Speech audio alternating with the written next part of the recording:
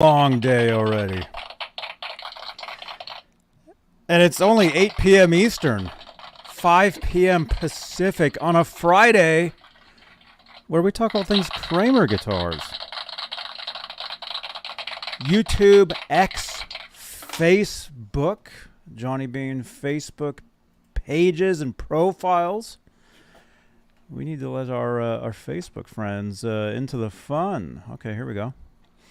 You guys, make sure you smash that subscribe button. Smash that thumbs up. Fridays. Today, right now, wherever you are, let us know in the chat where you guys are. 8-minute ad, Janice is saying. Well, Janice.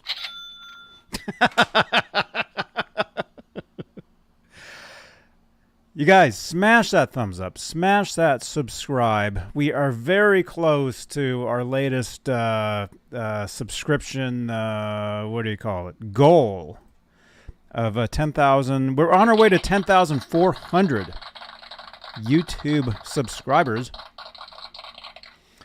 So help us get there. It'll be awesome. We'll have a great time. We've got some great shows coming up, you guys. I'm booking a lot of great guests. A lot of great stuff coming up, even this month alone, the month of August, right? So, okay, smash that thumbs up, smash that subscribe. We're going to hang out and talk about Kramer guitars for a little bit. All right, this is Johnny Beane. Robbie Stingle's here. I see you guys in the chat. All right, let's do this. It's Kramer time. Here we go.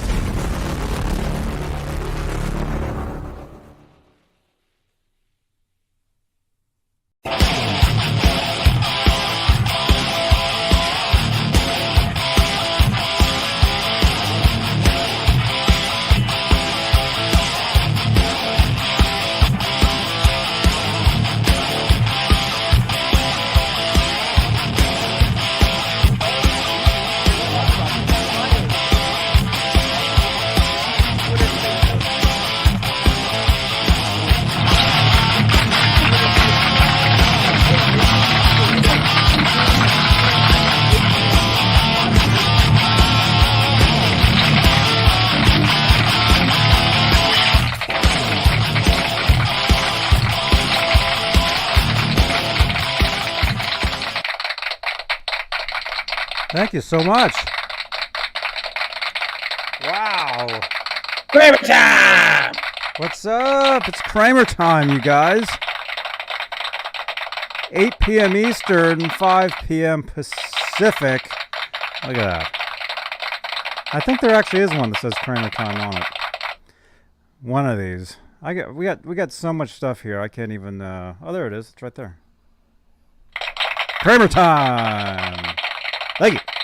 Kramer time! Yes, you guys, it's Friday.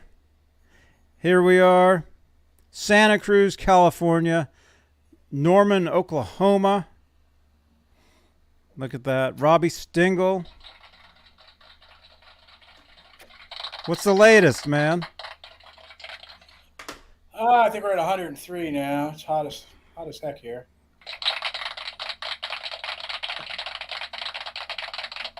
Yeah, wow. Yes, it is. That's a lot of temperatures. You guys, we're gonna hang out. We're gonna talk Kramer guitars. Look at this. We're all Kramered up here. We got the Kramer T-shirts, Kramer guitars in the back. Look at that. Let's start this show right. Let's say hello to the top tier of channel members here on Johnny Beane TV, here on YouTube.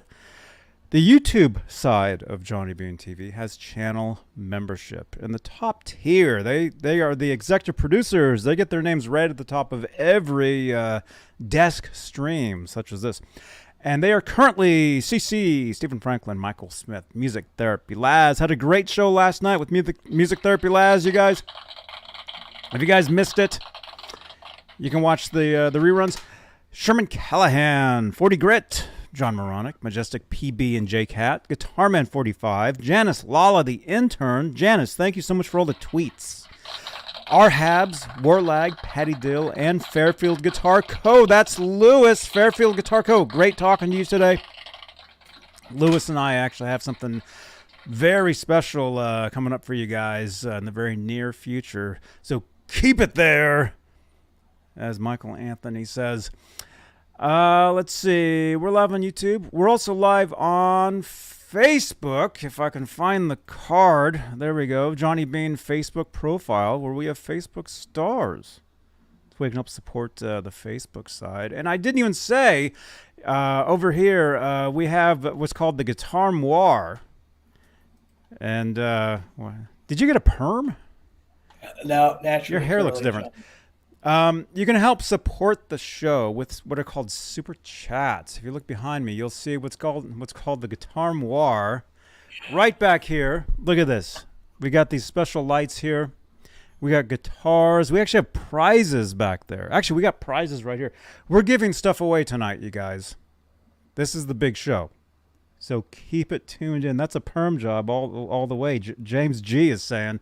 Channel member, James G. Good to see you, man. Wish if I had hair, I'd have a perm. I get response time here. What? We get response time here. Mm-hmm. This is the Guitar Moir. You can change those lights in real time while we are live, which we are live right now. I see you guys. I see you looking at this. Thanks for being here. Let's see. I don't even know what I was even saying. We're everywhere. Facebook. We're everywhere. We're on Twitter, which is now known as X. Elon Musk actually just subscribed to the channel a few days ago. Follow us. Follow us on Twitter. Yeah, follow us everywhere. Everywhere there is exclamation point link in the chat. We'll give you the links to everywhere we are. YouTube, Twitter, which should be called X, Facebook, Mastodon, Lemonade, Amazon influencers. I don't even know what that icon is there. Threads, IMDb, TikTok, Lemons. Tumblr. What's that one there? I don't even know. We're on Bandcamp, Robbie. I told you should be on Bandcamp.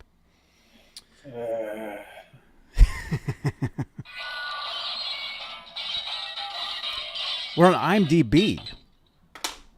You guys can see my acting and producing credits. And this is a podcast. So you can actually listen to this show on Spotify. We have a great time over there. I mean, it's basically the same thing. It's just audio only. But you don't have to look at us. You don't have to see our perms. You guys are going to get it now. I wish I had a perm. What else? I don't know. I have no idea. Hey, Johnny, did you see the new JEL amp? I don't know what that is. What is that? Martin Hensley in the chat. I don't know what that is. Let us know. Let us know in the chat. Let me see. I just saw that. The new JEL amp. Let us know what that is. We will talk about it. Brad, channel member. Johnny is nationwide. International, he's worldwide. I do not perm my hair. This is my hair. It's just the way it is. Mm-hmm. I do not perm my hair, just for the record. Mm-hmm. Look at this. He says it's a Jakey Lee amp. Oh. This actually isn't attached. By Friedman. See, look. Actually, it is. This is actually fixed to my head. That's why you've never seen me without it. It's never coming off. Wait.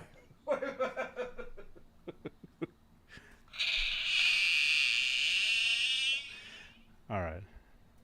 Jakey Lee has amplifiers? Are you kidding? From Friedman. Well, that's nice. Johnny Rock, what's up? Yo, who's here? Brad's here. 15 watts.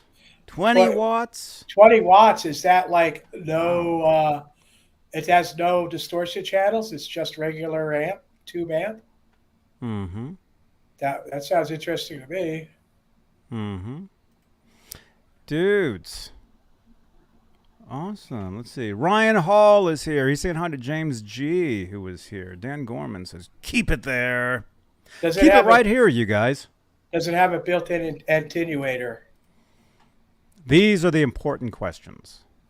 Yeah, built-in attenuator. That'll push those tubes even more. Mm-hmm. You hook it down to 5 watts and crank it up, heat those tubes up. Yeah. Did you say toots? Well, I'm trying here, Johnny. Heat those toots, Robbie. My hair's getting in the way, you know. It looks nice.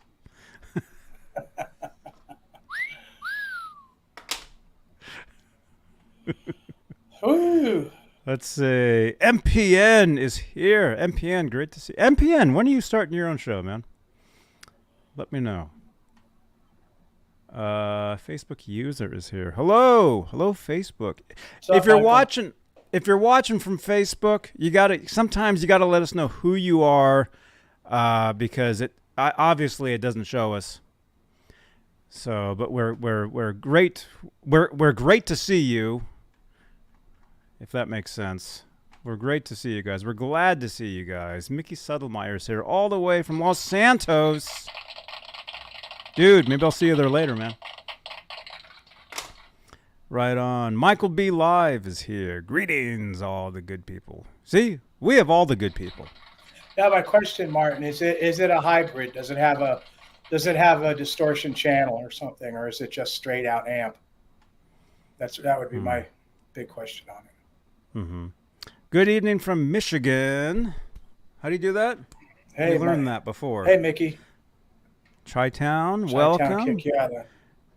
Welcome, dudes. Welcome, everybody. Smash that thumbs up. And again, you guys, we did it. I told you we could do it. And we did it. We got to 10,300. We are now roughly 70 away from 10,400. Is that true? Yes, that's true. We're growing like you wouldn't believe, Robbie. Yeah, you're doing good, Johnny. Doing great. Real good, Johnny. Real good. It's awesomeness. We're having a great time. We're having just awesome, amazing shows talking about the stuff that you guys love, like the Collection 2 vinyl LP set coming from Van Halen, which will actually be given away. So keep it tuned right here. Smash that subscribe button if you'd like to win your copy. We got those. What else? Well, hey, Peggy. Hey, Brad. What's happening, man? What's up? I helped Brad out today. He was looking at a Kramer from 1988. I said, I told him he should save his money and get something from 1985. You said throw that in the trash, right? Well, I didn't say Don't that. listen to Robbie. Those guitars are awesome. Trust me. All I'm saying that was my year, Robbie. When I got into Kramer Guitars, it was 1988. So to me, that's my era. It was a Stage Master, I believe, Johnny. Nothing wrong with those. So nothing wrong. I think they're cool. You guys, the number one thing when it comes to guitars or pens, whatever it is, if you like it, if it works for you, that's all that matters. That's true, Johnny. He was just asking my opinion. So, hey, don't listen to him. Akadaka, Chris King. Chris King, dude, welcome. The one guy that watches from Facebook is here.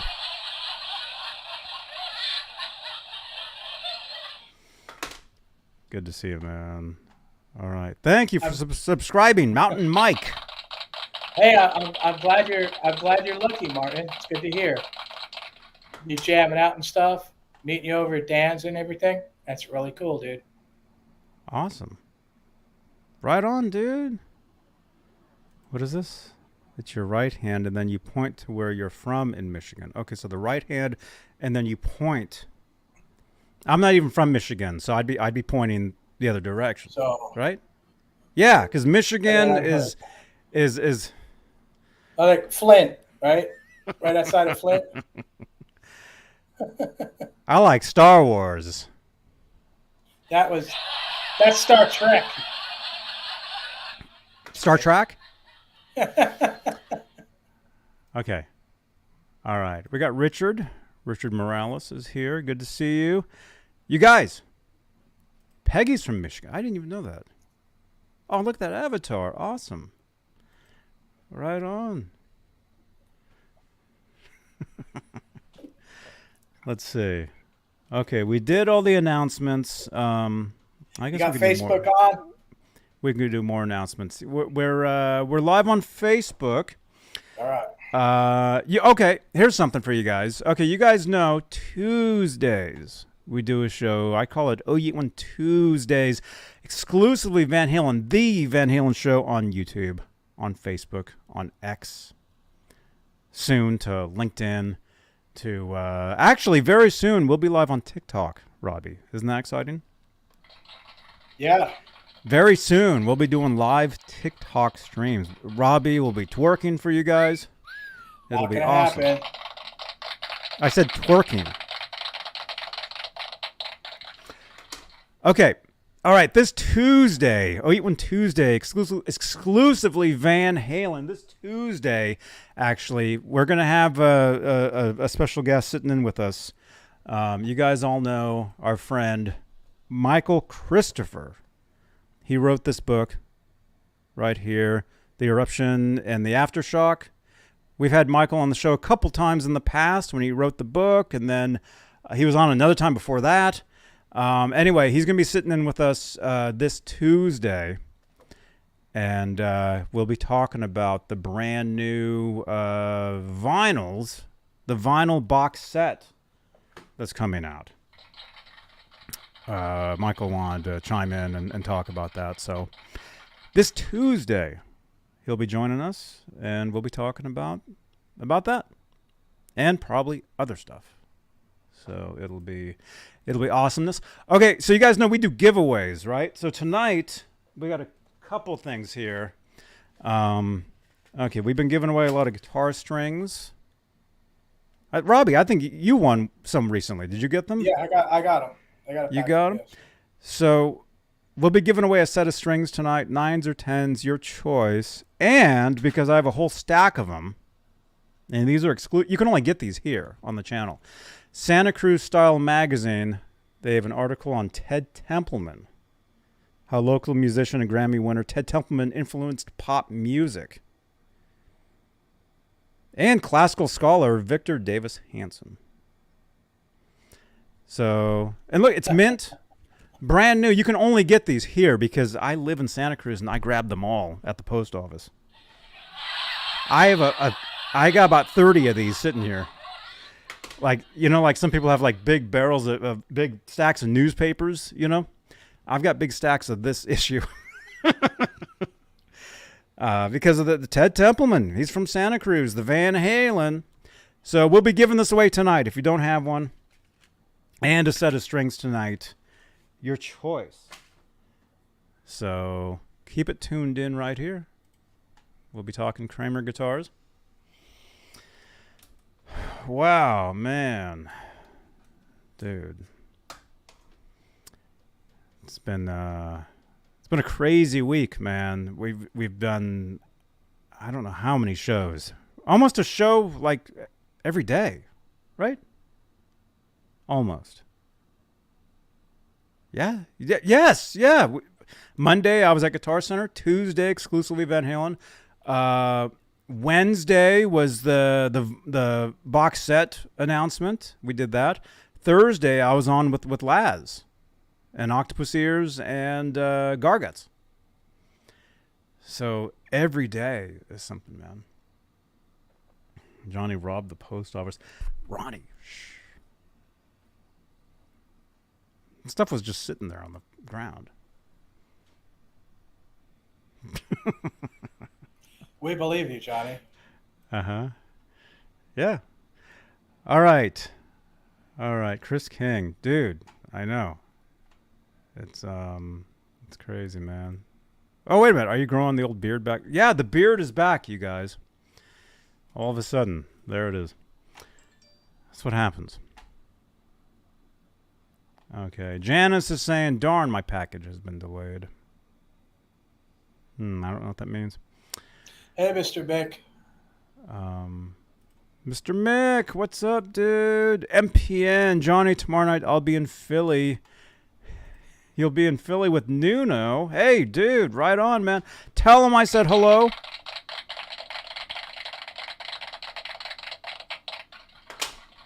Have a great time, man.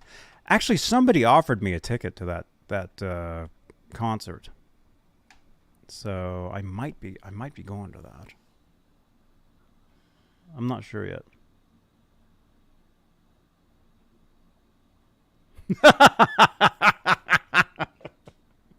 I'm actually friends with my postal carrier.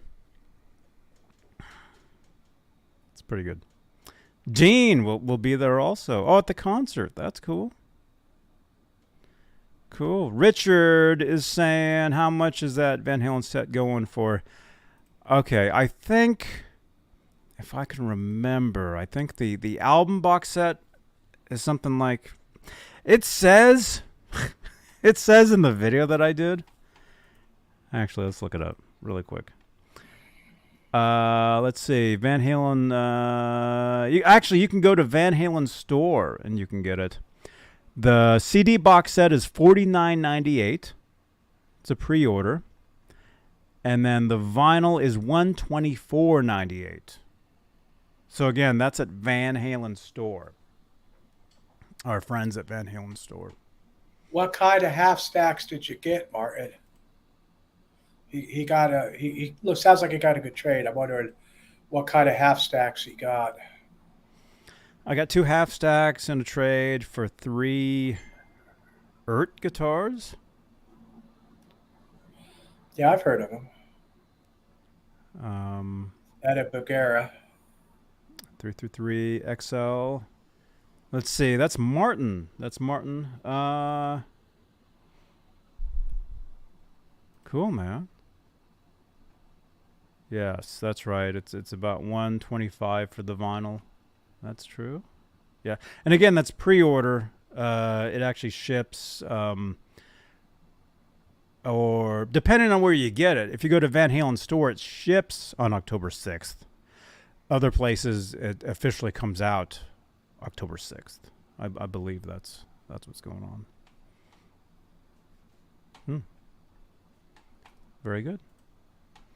Good stuff. All right, smash that thumbs up, you guys, and hang out with us for a while. We'll be hanging out. We got some Kramer listings coming up. Some pretty good stuff in there. And you guys know I don't always like to show some of those because some of those I'm like, I really like this one. I don't know if we should show this, but he never buys anything. Don't listen to him. No, I don't. Although we have had several things bought from the show through finding and sharing. So people have actually gone and fuzzy inside. Well, I heard those Crate Blue Voodoos are pretty cool. Ola England Satan amp. Who? Oh, it's a Randall. Okay. What's his name? It's a Randall Satan Ola England amp. You're watching Johnny Beane TV. I'm Ola England, the guy with the face. I'm the live stream right now. Thank you so much. Oh, you're welcome. You're watching Johnny. Thank you. Ola England.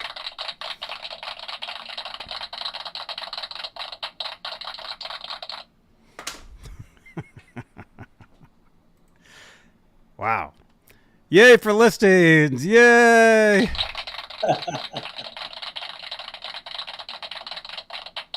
Yeah. We have a lot of listings for you guys coming up. It's going to be awesome. Let's see. Holly Lewis has a good question here. JB, do you think they will remaster the first 6 with Roth, or have they already done that? Holly, if you look at the, I'm going to point this out. A lot of people don't know this. If you look at the name of this, it's called the Collection 2.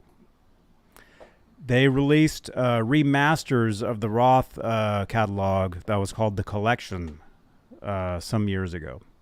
So that is available. It's been available for, I guess, for quite a while. I personally don't have it because I don't have a CD player.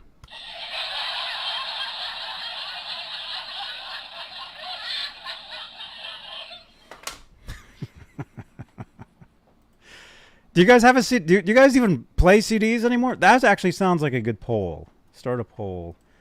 Let's see. Do you? Well, you can only pick one. Oh, here we go. Which do you play music with?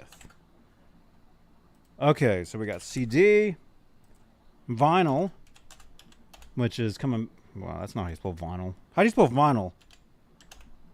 That's not how you spell it either. There you go. MP3.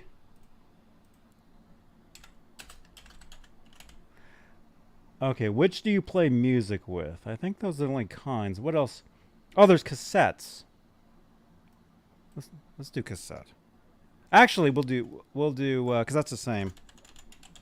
Cassette / 8-track. I know that sounds weird, but it really is the same thing. They're both. An 8-track was just like an earlier version of a cassette, right? Maybe. I don't know. That's like saying an 8-track's like reel to reel, just because it's tape. Mm-hmm. They're different. All right. So let us know. Let us now. Let us know what you listen to music with. And let's see. Pete's CD Vinyl World is saying still have 1,000 CDs and 500 LPs. What? Area. I think it's a stereo. I like Mr. Mick's question. That would be nice Mr. if Mick. he had. Okay. It'd be interesting to see. Well, go ahead. Read the question for. I should read it because this is a podcast, and the go podcast ahead. listeners, if you just answer, they don't know what you're talking about. Mr. Mick is saying, Johnny or Robbie, do you think Eddie would have had his first amps made by Soldano instead of Peavey if Soldano had the capital? Robbie? It would be nice to think if he did something like that, because Soldano's an all-tube thing. They did have some distortion channels, but they used different diodes. So it would have been a warmer, the feedback would have been easier to listen to, better to play with. It would have been nice. That's kind of all I could go with there. But Edward is into production. He wanted the numbers. That's where he tended to go. Anywhere where he could get the production numbers he was after. But it would be nice. That would have been nice if that had happened. Well, then why did he go with Music Man? Because they're only making 1,700 guitars a year. I don't think he quite realized that. I think that Music Man thought they could do it. I think they said, okay, Ed, we can handle it. And they basically, because of their quality, fell way behind. So I think that's why. But there was an MTV interview in '91 where Eddie was outside 5150. And if you guys go to my Instagram page, and you're going to have to go back about 8 or 9 years to see this because it was a long time ago that I posted it. My Instagram page, at EVH Gear Live. That's me. And by the way, we do have membership over there. You can actually go over to my Instagram, and if you go, like I say, if you go back 8 years, 9 years, just keep scrolling, you will actually see an interview with Edward Van Halen in 1991, outside 5150, and he had his striped golf cart, and he had guitars in the cart, and he was showing off like his main one. I guess it's amber, I guess, or it says gold if you actually take the neck off and you look in the side of the body. It says gold. It's stamped. He actually says in that interview that we're only making 1,000, 1,700 of these a year. He's like other guitar companies make 17. What am I saying? They make this many guitars a month, whereas we're only making this many a year.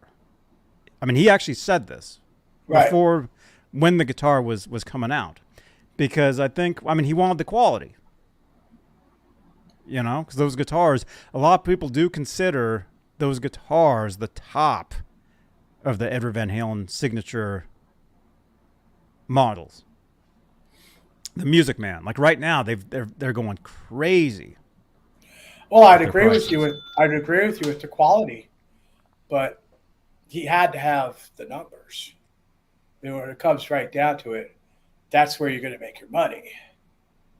Edward knew he had to make money. He never would have went to Fender if that wasn't the case.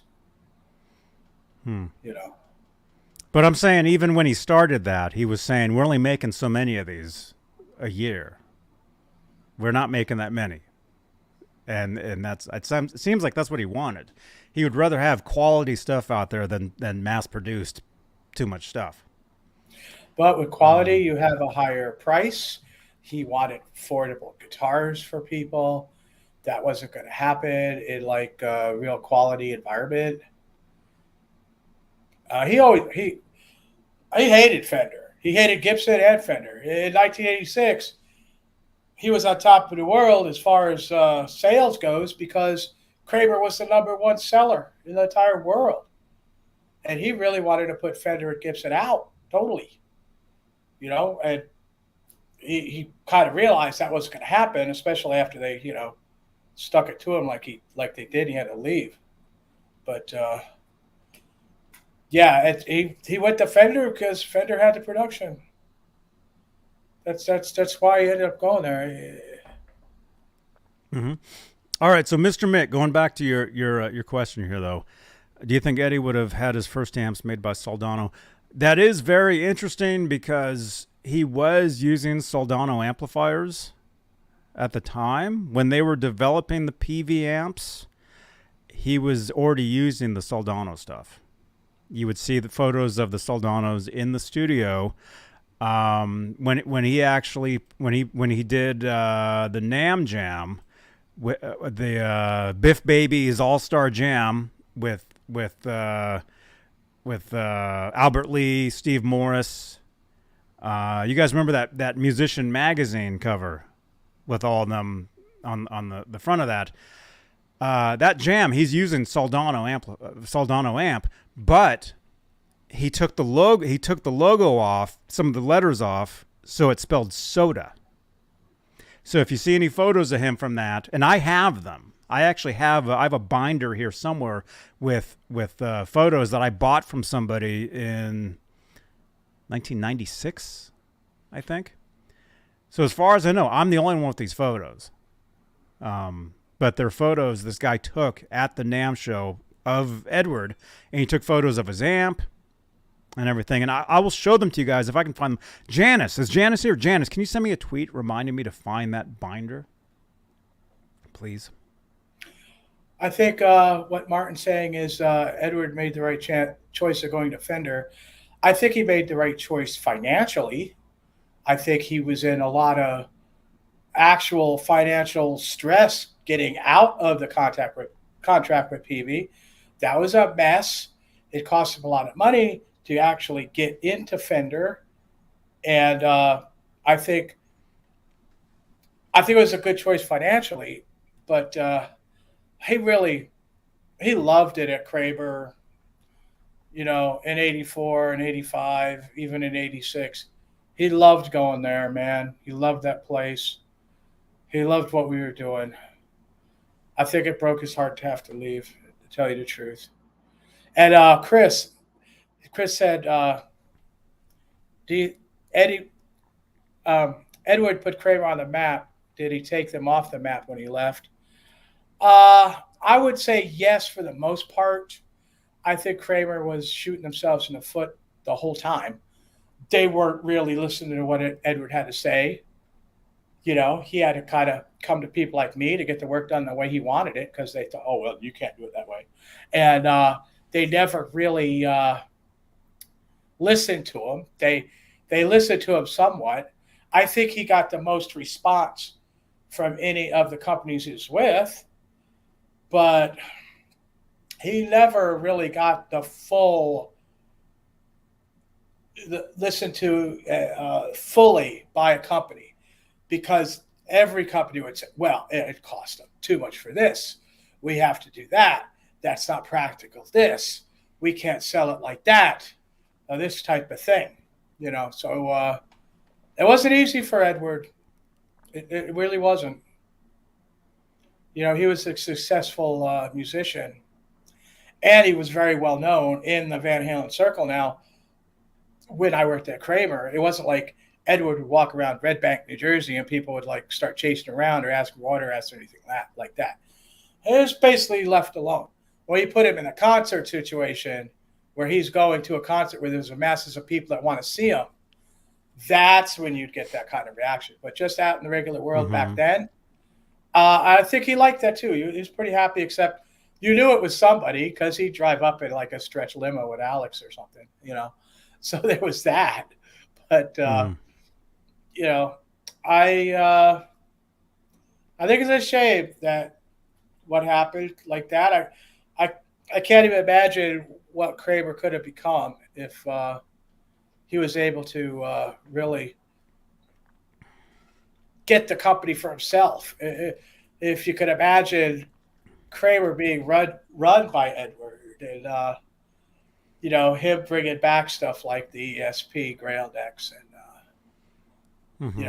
the stuff that was going on, start up making bodies at the factory again.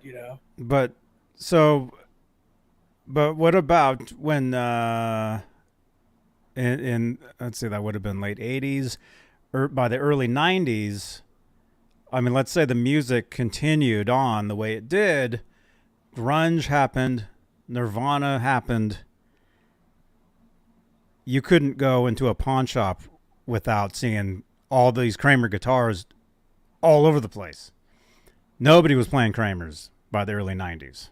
I mean, I was into them. But do you think having, like, let's say Van Halen was still with Kramer by that point. Let's say he was still playing Kramers during Foreign Lawful Carnal Knowledge, during Balance, during the 90s era of Van Halen. If he was still with Kramer, instead of going to Music Man and then to PV, do you think that would have made a that would have kept it would have been different? Well, I think he would have had some influences, stuff like staying away from, CNC parts, keeping that Japanese craftsman making the neck, the neck bases, try to keep quality up and stuff like that. I think it would have mattered. Now, Martin has a point there where he says he thinks Fender did a great job creating the EVH brand, and he is right. The artist series from Charvel was Fender in 2004. They had that all the way. Fender had EVH all the way. So they took, hey, Dwight Bailey, what's up? What's happening, man? Oh, Chris King had a question I missed.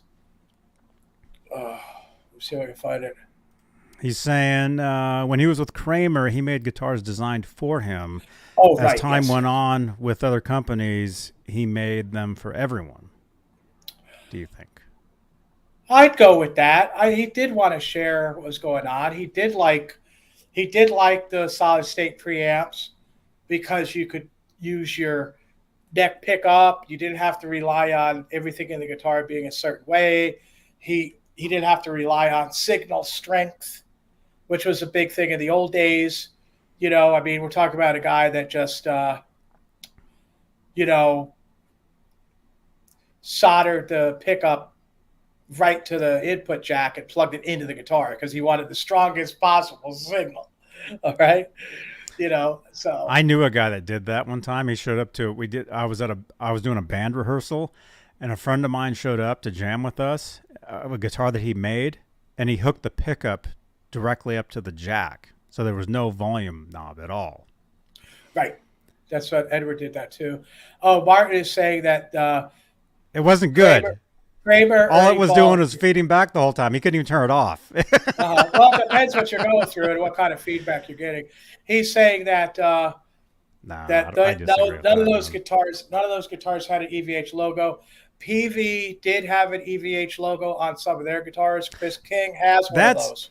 That's interesting. It's not the EVH brand, but that's a logo that Edward had before EVH guitars. It's the same logo. Yeah, it's the same logo, but It's the Edward same had thing. that. That's interesting too, because we were talking about the box set that's coming out. It's Rhino Records. Rhino released the song "Humans Beane" from the Twister soundtrack as the first single from that. Like they re-released the video, the music. It's a single version, so it's not the entire song. You know, it's like cut up, like one of the solos isn't there. If you look at the guitar that Edward is playing in the video, he's playing a black Wolfgang.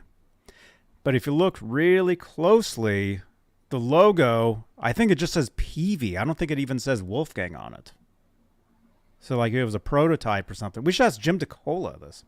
And the knobs, it has 2 volume knobs on it. No jazz bass MXR knobs. So next time you guys watch that video, pause when you see close-ups of the guitar, and you'll see what I'm saying. It's pretty cool. Brad saying that if Kramer kept going with Edward, they still would have sunk if they kept making shredder guitars. That could be, and it probably is right, but they would have probably made fixed bridge guitars too. They would have changed with the times, I'm sure, but the other ones would have still been available with actual Floyd Rose if they didn't screw Floyd Rose over too, and everything had to be licensed by. So, all Floyd Rose bridges would have been better for all time if they hadn't done that. Mm-hmm. Absolutely. But if you remember in the 90s, nobody was using Floyd's. Nobody. Well, true, but then when you got it later on, people would. As far as mainstream music, that stuff was out. The shop that I worked at in Berkeley wanted nothing to do with whammy bar Floyd guitars. They would make fun of me. The owner of the shop would make fun of me because I was the only guy that liked that stuff. He wouldn't let the stuff in the door. I think it's the Kramer stuff. I've got to say though that. And again, this is in the 90s. Well, it's a totally different scene today. That EVH is Edward. The EVH Fender EVH. Edward was kind of taking what he could get at that point. It wasn't like at the factory when they'd say yes, no, this, that. I want this, this, and this. No, that's not going out the door. No, nobody knows about this or that. It was what Fender was going to do, and Edward was accepting of that. So, they did work with them, little details on stuff and whatnot, but the basic parts, what the guitars were made of and what the parts, how they were done, all that's different. Well, Martin, when grunge came out, people just hated Floyd Roses. That's the thing. All of a sudden, your Gibson guitar that you could buy in a pawn shop for $200 was going for $2,000. And people didn't want Kramers anymore. So. Well, it wasn't just Kramers. It was the whole hair metal scene had become a joke. Nobody wanted nothing to do with that. Even a lot of those bands that were playing that music, like Warrant and all that stuff, all of a sudden they became grunge. You can go back to that era. Even Van Halen, when they put out Balance, their whole look for that album was a grunge look. Mm-hmm. Hello, Raymond. Raymond, what's up, dude? I just want to say to Raymond, thank you for listening. Today's song, We're Superman. Really like that one. It's a good one. Mm-hmm. Yeah, I mean, sure. I never really understood it myself. I felt like guitar really Wait. took a back seat. Hey, Mike Okay. Olson. Raymond, we're talking about like the '90s when the hair metal scene went away and the grunge scene happened, and what the guitars, like, you couldn't, you would go into pawn shops and they would be full of shredder guitars for cheap, for nothing. So if you guys really want the awesome Kramer guitars, like the vintage ones, invent a time machine. Go back to 1995, and you can get all the vintage Kramers you want in the pawn shops for nothing. And this is true, because I was there. I remember that.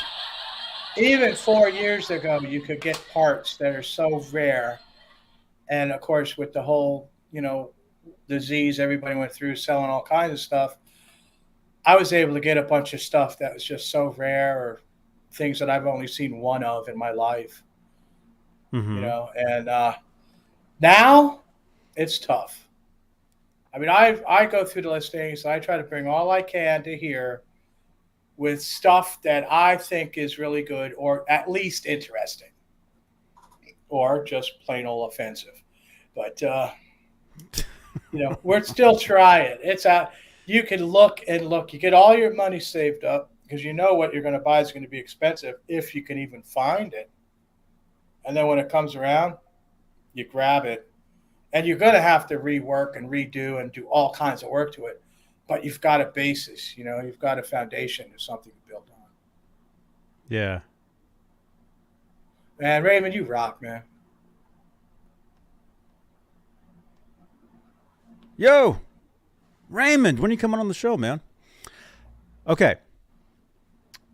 All right. Brooks is saying 90s was a big era for extreme metal. Yeah. Yeah. I mean, yeah, you had the heavier stuff. You had the grunge stuff, and the hair metal stuff. It became grunge-ish. The bands that survived that kind of changed, went along with the times. But I think, but the question, I mean, going back to the original question, we didn't even answer the original question. The original question was, would have Edward had gone with Soldano originally? He was using them. I think there's probably a reason why he didn't go with them. Otherwise, he probably would have. I think. Maybe. I don't know. But their stuff is great. The stuff they're making now is great. I see it at Guitar Center, when I'm in there. Martin is saying, I think as a guitarist, you should know how to use a floating trem. If you're into that style of music, if you're into that style of guitar, yeah. But especially if you're using that stuff, I mean, it helps to know how to use it, how to change the strings, and not to get too frustrated with that stuff. Because if you're using floating tremolos, you pop a string, the guitar is now useless. Okay, because it sends everything sharp. You can't even one note your way through a song because you'll be completely out of tune with the rest of the band. That's one of the major disadvantages of using a floating tremolo, I think. What do you think? Well, famous film of Stevie Ray Vaughan breaking a string, and his tech changed his guitar with him right in the middle of the song. It's awesome how quick he did that. Was his tremolo floating though? Yeah, I think it was on a Strat. He had a left-handed trem on there. Well, then even if they would have changed the string, he would be completely out of tune. Yeah, but he just slapped another guitar on him in 20 seconds. It was awesome. Okay. He didn't actually miss a note. I saw a video with Kurt Cobain where that same thing happened, where he broke a string and he took the guitar off and they put another one on him right, like within seconds. That's pretty cool, you guys. Yeah, that is cool. So you guys, when you here's some advice for you guys. When you guys become rock stars, make sure you have an amazing tech that can change your guitar on you while you're playing. Chris King saw that clip. Yeah, that was impressive. There's some things that I've seen that are just so impressive. Like I've said this again, the Yankee Rose video with Steve Vai, and he takes that guitar and just throws it in the air 20 yards and comes right down and catches it, swings it around, and just keeps playing. It's fantastic. Fantastic. Yeah. 40 grit. Floating and live gigs don't jive. Yeah, man. Yeah. I've been playing for a long time, Martin says. Martin, how long have you been playing the guitar? By the way, okay, we have an old poll in the chat. Let's get rid of that real quick. What do you play music with? Is the poll. How many votes? 30 votes. 50% say CD. 30% say MP3. 16% say vinyl. 3% say cassette.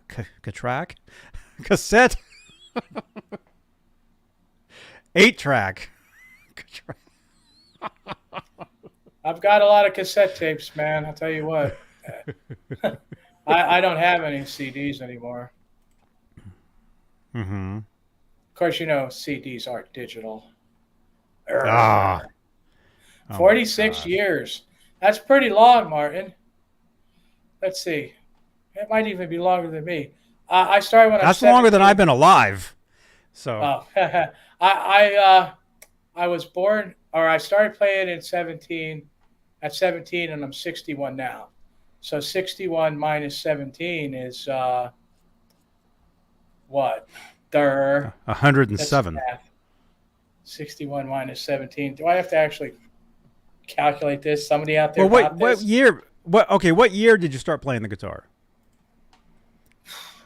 Generally, when people 17, I was like 19. It was about 77, 78. That was like 45 years ago. Yeah, but he's got 46. So here's a calculator. Let me do this here. All right, so I got in the chat. Just ask the chat. They'll tell 61 minus. How many years has it been since 1978? Is that the question? 44. So he's 2 years more than me. Congratulations, Martin, because I'm like old as shit. All right. Way to go, Martin. Gotta respect that, man. Right on, dude.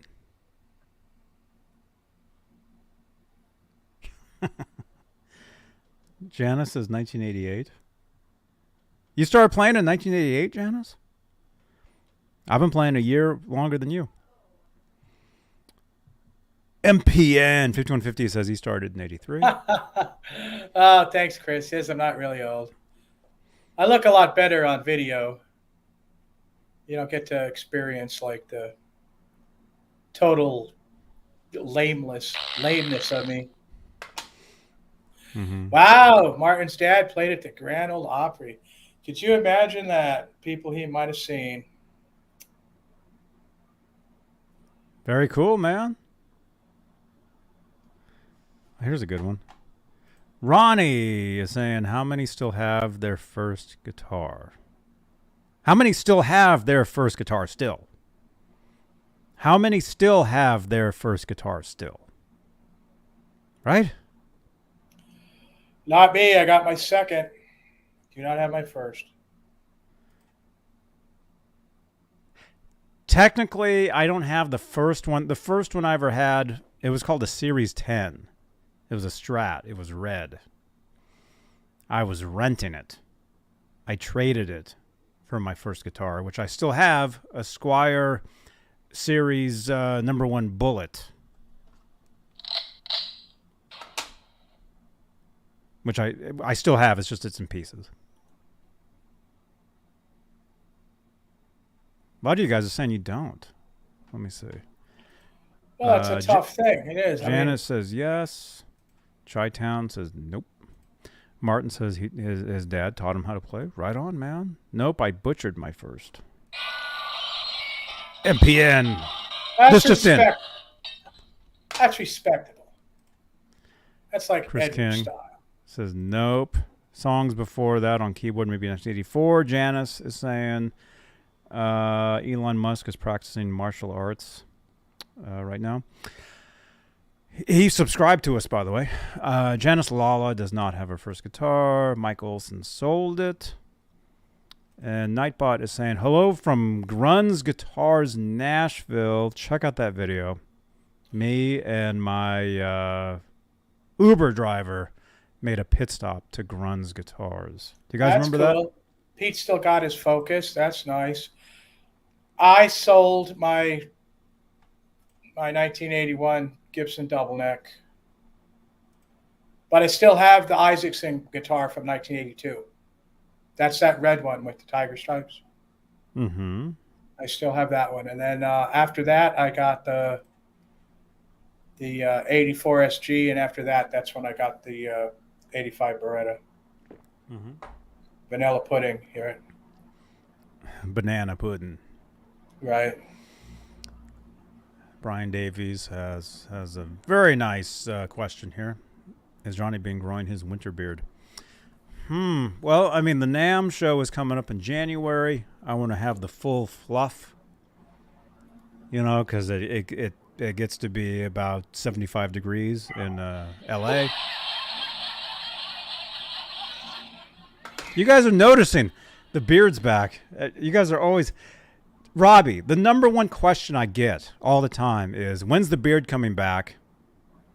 Always. Where's the beard? Because if you guys go back, this channel goes back 18 years. You'll see me with like beards like this big in some of these videos.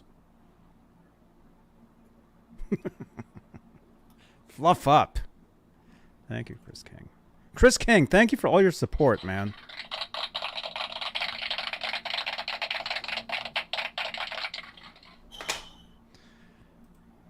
Say Ryan Hall says he's been playing piano for 50 years, guitar for 45 years, and he does not have his first guitar. Yeah, I guess many people wouldn't. I don't know. A lot of people probably don't. You know, we're probably very lucky if we have our first guitar. Although a lot of us, you know, traded in for a better guitar. You know, we might be, you know, smashing our first guitars. I actually stepped on a guitar one time and smashed it. Wish I still had that one. It was like a mini acoustic, and it had like a cool Western scene on the front. Wish I still had that guitar. I would play that guitar for you guys on Sunday nights for the Guitar ASMR show. If I had it.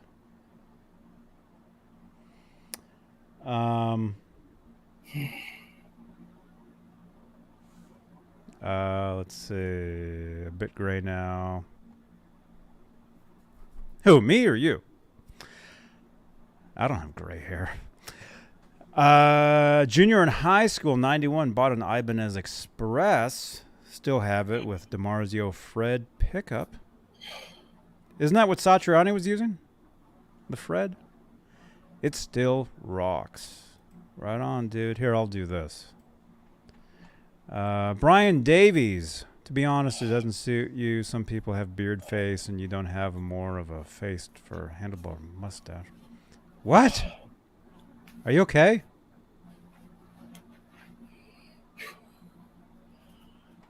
Well, I can just go like this. Brian Davies, is that better? Wait. There we go. I like that. Got the Abraham Lincoln. Janice has gray hair. Is that true, Janice? I don't know if I believe that. Dwight Bailey's been playing guitar for 40 years. Don't have my first guitar anymore. Wow. Are you all right? Yeah, I'm good. Okay. Who here has gray hair in the chat? Press 1 if you have gray hair. Peggy says, says, DeLorean, Johnny, I need to win a flux capacitor. Well, when we give away a flux capacitor, make sure you're in the chat for your chance to win. And yeah, if I you guys are all pressing 1. The entire chat is all 1s. Grease Monkey Guitars is here. Hey.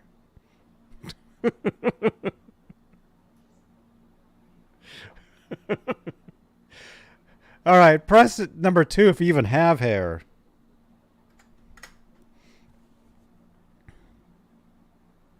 I don't know, Brian Davies. I don't know if we want to talk about that. Save that for Laz's Sunday show.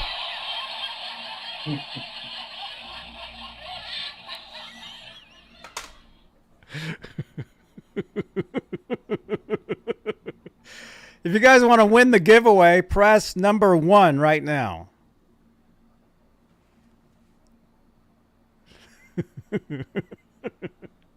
EVH Art Guitars. See, Robbie, this is how you see like the people that are lurking in the chat. You ask them a really weird question. You know? And by the way, the best part of using StreamYard, which is the stuff we're using right now to stream this show, is you can customize your live streams with your own branding, logos, and overlays. It's all about making it unique to you. So stop copying me. Try it.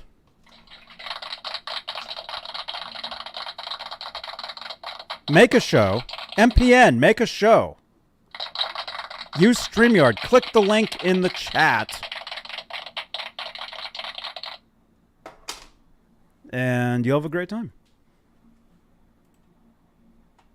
It's awesomeness. Okay, what time is it? Oh, look at that. Okay.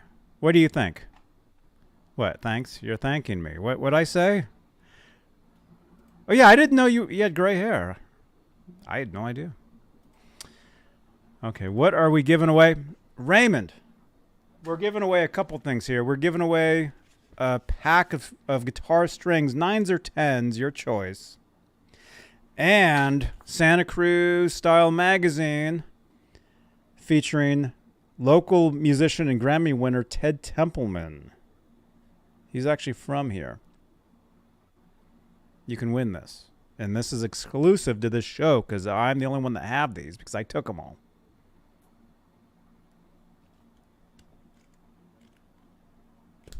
There you go. So you can win this stuff.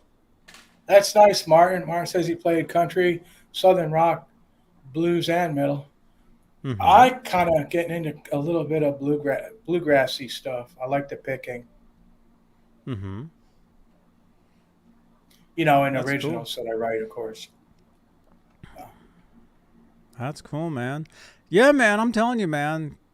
Learn how to record. And I know you're going to be like, no. Seriously. Learn how to produce your music with better quality. Get into doing some overdubbing. You can write melodies to yourself. You can write extra parts. Next thing you know, you're creating things just like, wow, I can't believe I did this. And it's all you. It's like Mammoth WVH. That's all Wolfgang. You hear his songs? That's all him. All of it. Every instrument. Well, right now, the way things come to me and I write them down, I don't have time to think at all. I got to write down what's in my head. I've got to write what I hear and write it down immediately, or it'll be gone. You know, perhaps down the road someday, something like that. But it's just not. What I do is it's not a lot of thought process going on. It's like stuff I hear in my head and I write it down. There's not a lot of I think it should do this, or I think it should do that, or I want to do this way. Nah, none of that. It just happens. Mm-hmm. You know, but I am learning how to record onto the computer. We're trying to get into this StreamYard recording thing now where I could just, you know, send it to the radio station. I'm wearing a beard in this photo. Excuse me. Sorry. Are you eating?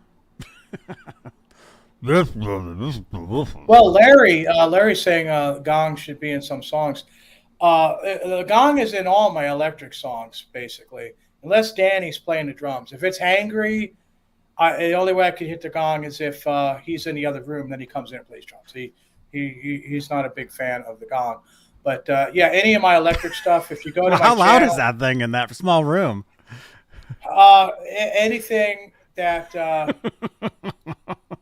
any of my electric stuff I do, every Wednesday I put out a metal song. It all has gong in it. No, the acoustic stuff is not going to get the gong, but, and it's all original, basically. I think we've done a few covers with Hangry, but Danny says it's too hot or his back's hurting or something. So I when he comes, fine, but I can't rely on him. Mm-hmm. Yeah, Brad, that is going to be a song. All work and no play makes Jack a dull boy. When I get my Jack Flash T-shirt that I won on Lori's after party stream from Jack Flash, I will record that song, and we will see. Here's Johnny and the knife and the whole 9 yards. That's coming. I just have to wait for the shirt. Mm-hmm. You guys are wild, man. Look at this. Chris King just sent this in. This is an older video. Oh, yeah, the Guitar Moire wasn't even a Guitar Moire yet. Oh, dude, this was years ago, man. Look at that huge beard. See, Robbie, I wasn't kidding.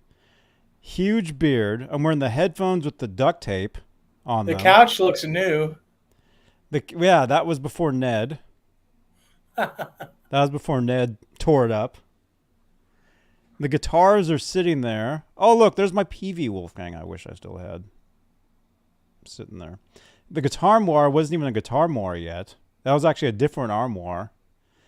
And yeah, I'm wearing the horrible headphones with the duct tape, using the old mic. But I guess we're talking about the beard, huh? Yeah, so you got... Look at that horrible face. Look at that. Look how far we've come. From this to this.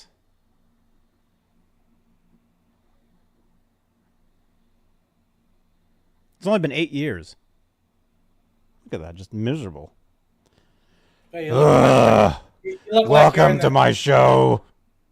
You look like you were in the cast of Fiddler on the Roof there. I might have been. The toaster is still there. The toaster is still there. Yeah, because we can't use a microwave because it blows the power out of the place. So we haven't had a microwave in years. That's why there's a toaster there. And that guitar, that's that same guitar right there. But see, now you guys have the power to change those lights with any super chats while we're live. Okay. Are we ready for listings? Is it listing time? Yeah, sure. Bring it on. The JB Remastered Beard. Years. Coming soon. You guys can actually do this. You guys want to help us out? Here's what you can do.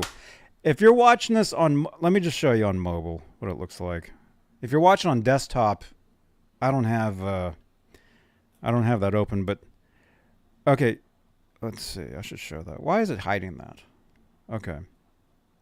Okay, this is us right now. Okay? If you're watching on mobile, if you're watching this on mobile, this is what you're seeing. Okay? It's like magic, huh? Look at that. Okay, you see that little scissor icon right there? See those scissors? Click on those scissors. I know it's blurry, and now it's getting even weirder. Click on the scissors, and you can clip this show. Here, I'll do this. Uh-oh, just showed somebody's phone number. Hang on. Dang it. And this is a podcast. So if you guys are listening to this, come on over to YouTube. All right, see those scissors? How many people we got here? 40 people? I want everybody to click on those scissors and clip a section of this show. Okay? Everybody. It's easy. Very easy to do. And what I'm saying, though, is the JB Remastered Beard years, you can actually go back years and clip sections of those videos, too. Okay? Janice, can you try it, Janice? It's very easy to do. Very easy. Click on the scissors. Either if you're on mobile or desktop, you should see them. In the little bag there, that's my shop, where you can get my t-shirts and caps. Click on the scissors. Clip a section of the program tonight. Tag me in it. Put @Johnny Beane in the title. That will tag me. I'll get a notification. I'll see that. MPN is on PC, no scissors. You actually might have to, let me see. Let me just look real quick. And then we'll get to the listings, because this is Kramer time. Okay, here we go. Okay, I see it. It actually says clip. Okay, so if you're looking at the PC version of this show right now, you'll see the thumbs up. It says 31. Next to that, it says share. We can share these videos out. Next to that, it says shop, where you can buy a Johnny Beane pair of hat. A pair of hat. Next to that, it says clip. It's a scissors. Click on that. It's very easy to do. You can clip a section of this. My PC has scissors clip. Yes, Brooks. Yes, that's what you want. That's what you want. Okay, Janice just did it. Janice just clipped a section of this show just now. It's probably me just talking about how to do it. Yeah, there it is. Just clipped a section of this show. You just clipped exactly what's happening right now. I think. Yeah, there it is. It says clip. There we are. Yeah, that's all it was. See? Yeah, there it is. It says clip. It says clip. There we are. That's it. Yeah, that's all it was. That's it, right? See? Very easy to do. You can WhatsApp them to me. Chris King doesn't have scissors. And more importantly, don't run with your scissors. Eventually, Brad, there will be the Johnny Beane beard in the shop where you can buy a fake beard and you can wear it. That's actually a great idea. What do you think of that, Robbie?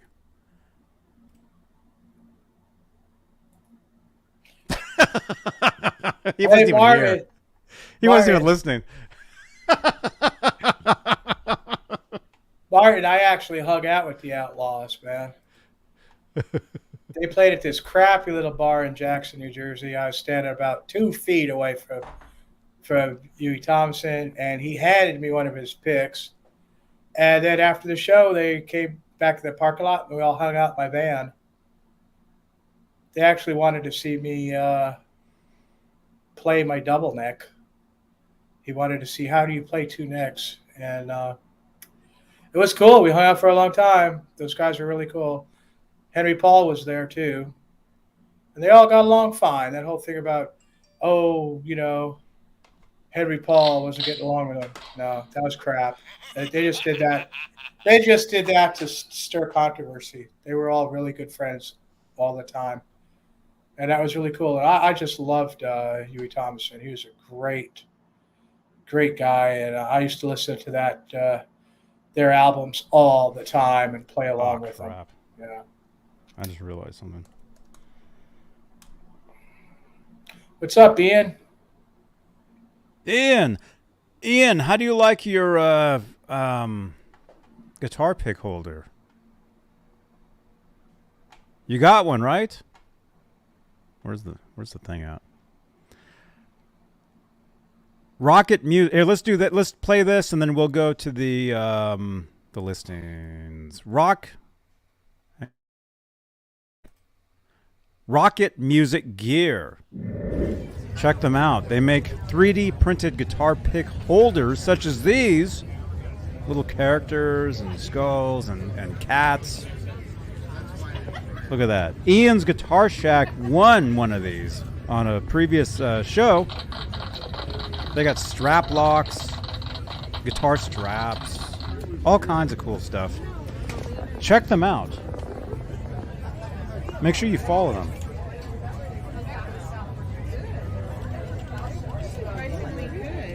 There, in the chat. That should be their link.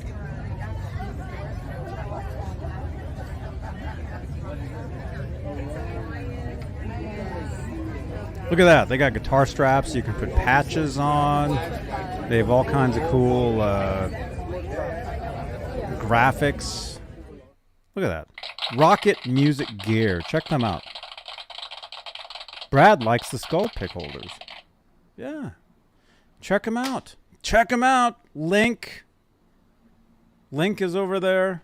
Tell them I sent you. Is it that one? This one. There it is. Check it out. Okay.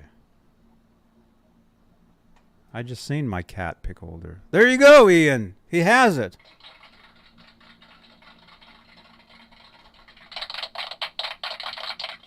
Okay. All right, it's listing time. And by the way, we got 30 entries for the giveaway because I forgot to open up the giveaway page at the start of the show. So a lot of you guys that left aren't eligible. Okay, here we go. We're going to, it's listing time. There's a lot of cool stuff here. A lot of Kramers. A lot of wannabe Kramers. What do you think? Because you do find the stuff that's like fake. The fake stuff. Yeah, I'll pick some too. Yeah. We like to show you guys that stuff and say, yeah, no. Don't buy that, right? Don't buy the one that says Kramer. All right. Let's see. Share screen. Share screen. Here we go. Kramer. What is this? Reverb? Okay, here we go. Kramer Vintage Custom Built. Big question mark there. 5150 EVH guitar striped with case? Question mark. He's wondering if that's even a guitar case, apparently. Looks like it. $495 plus $55 shipping. What do you Robbie? What do you think of this? This is terrible. Do the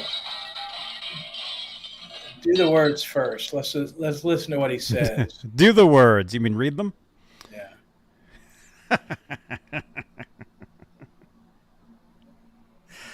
About this listing, definitely an older guitar.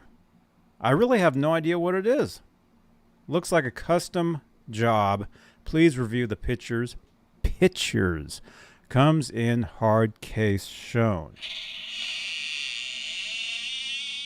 Reverb has your back if the item is lost, damaged, or doesn't match the description. Okay. Product specs. Good. Vintage custom built? 5050 EVH guitar striped with case?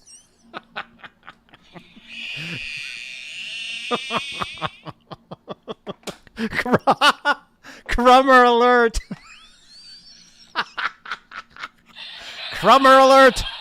Kramer alert. This is so bad. This is so bad. I had to bring it. It's a Shamer guitar. Oh my god.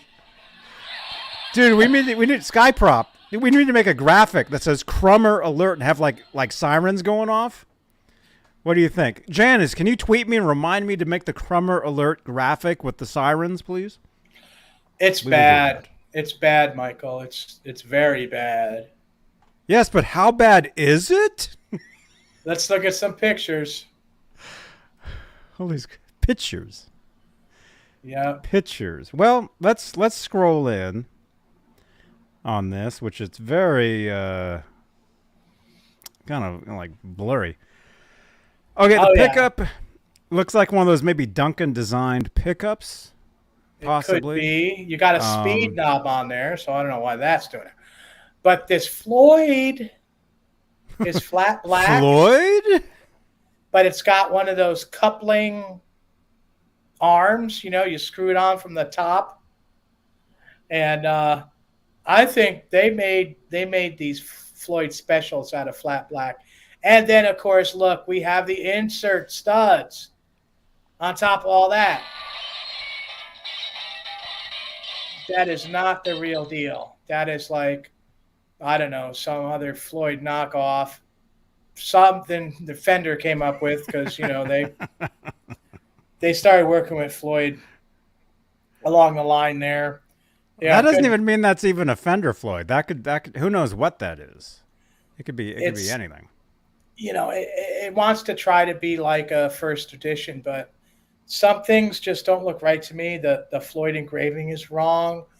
That Robbie, angle, that says Royd Flows. the angle,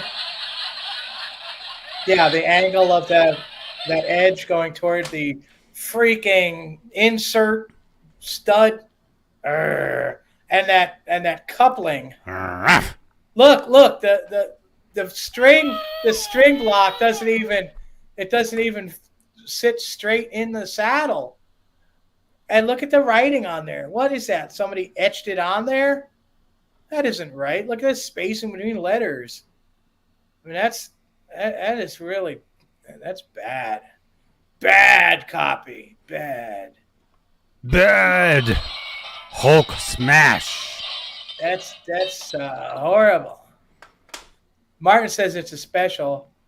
It might be. I know they made specials in like kind of flat black looking. Wouldn't it say Floyd Rose Special on it though? It should. And like I said, the font is totally Royd wrong. Flows. That writing flows. That writing is totally wrong. That's you know, and we've only just begun. We've only just begun. Oh no! We can't sing songs on this channel. Okay. Boo. Boo.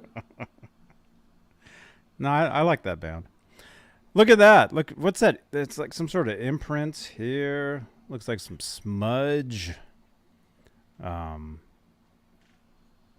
got, what's this here? Like a broken string still sticking on there. Lots of like crap right in there. Ew.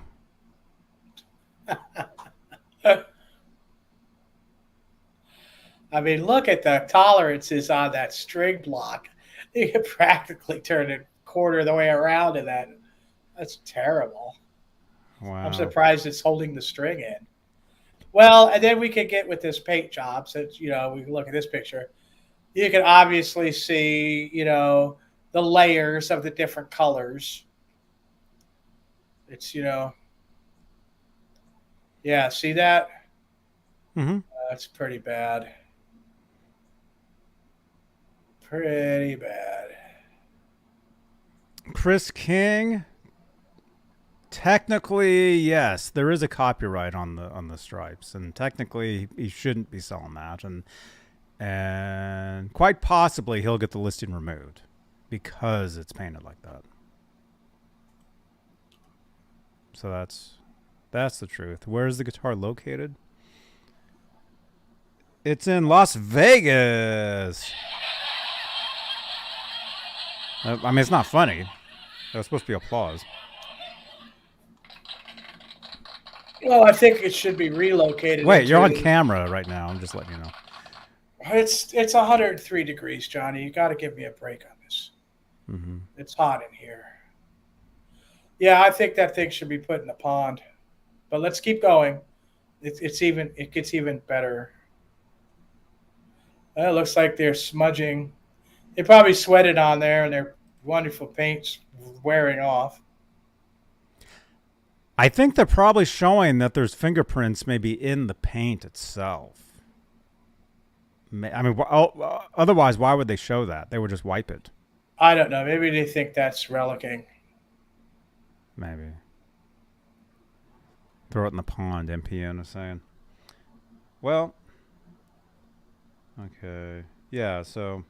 Yeah, look at that. It's like showing like how like nasty... How come they didn't just clean the guitar? Oh, look at that! Look at that ridge from the white to the red. I mean, come on, man! Look, it's like 3 mils high or something. That looks like somebody sneezed on it there. I hope that's news.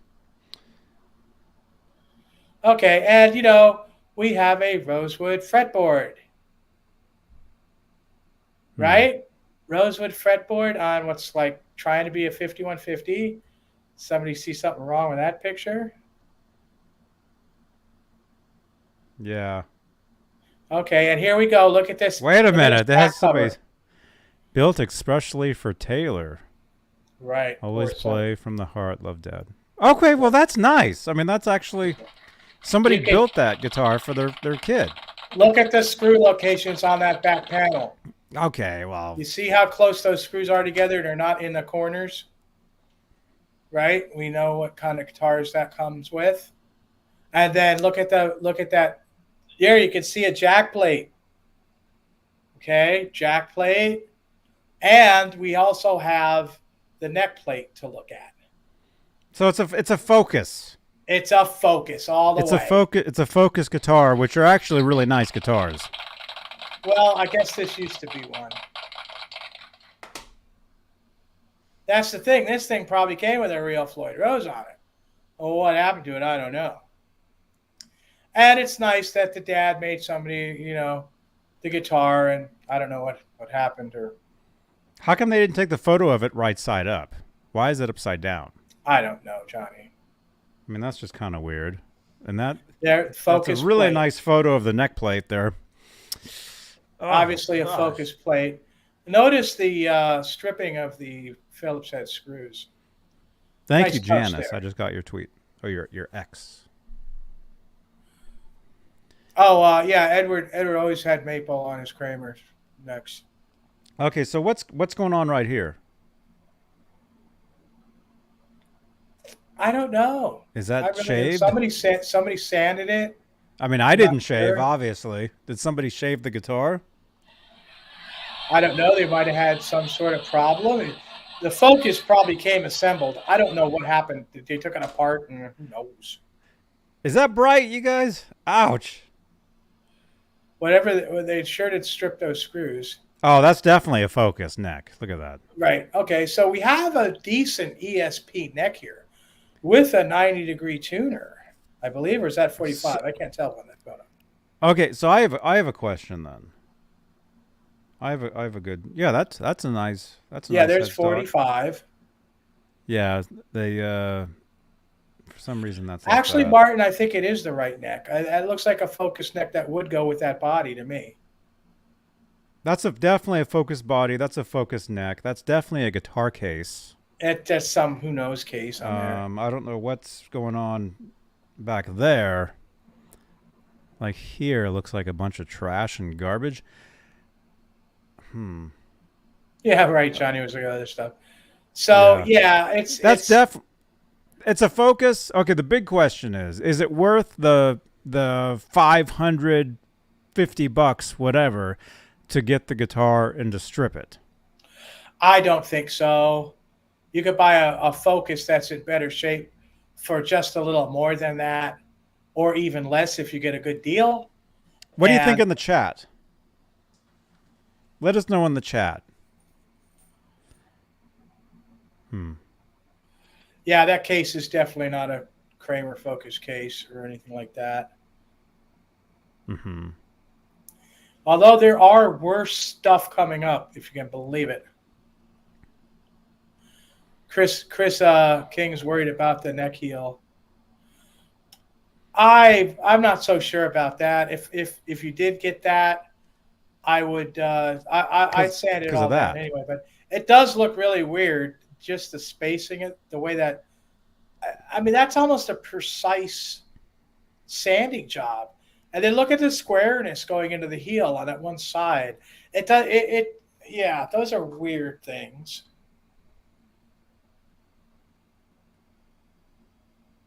Yeah, so this is a. Oh, I don't need to see it in person, Raymond. I can see it's crap from here. That's enough. I mean, That's a ESP neck, but you're gonna have to redo it. The focus neck. Oh, there we get this shot of the jack plate. Yeah. Oh, these are more photos. Yeah, that's definitely a focus. But like I said, there's like a bunch of like trash and garbage going down here. I don't know what's going on. I wonder what's But in I there. thought that might be interesting to look at this one. Yeah, Ian. Ian, don't worry about it, Raven Man. Ian, yes, it is routed for Floyd Rose. All focus guitars were routed for Floyd's, for the actual, German Floyd, not Rockinger or anything like that. Yeah. So what happened with that guitar? What was that? What happened with that guitar is it looks like a legit Focus made in Japan guitar to me. I agree. That's what it looks like. The neck plate is legit, is correct to that. The pickup has been replaced. The Floyd looks like it's been replaced. Even the studs to put that should have the wood screw studs, not those inserts. Right. Somebody drilled it off. They changed it to black hardware. Focuses were not known for coming with black hardware. Most were chrome. As a matter of fact, I've never seen a Focus with black hardware. So, yeah. So let's chuck that in the pond and move along. Chris King, legit Focus that has been ruined.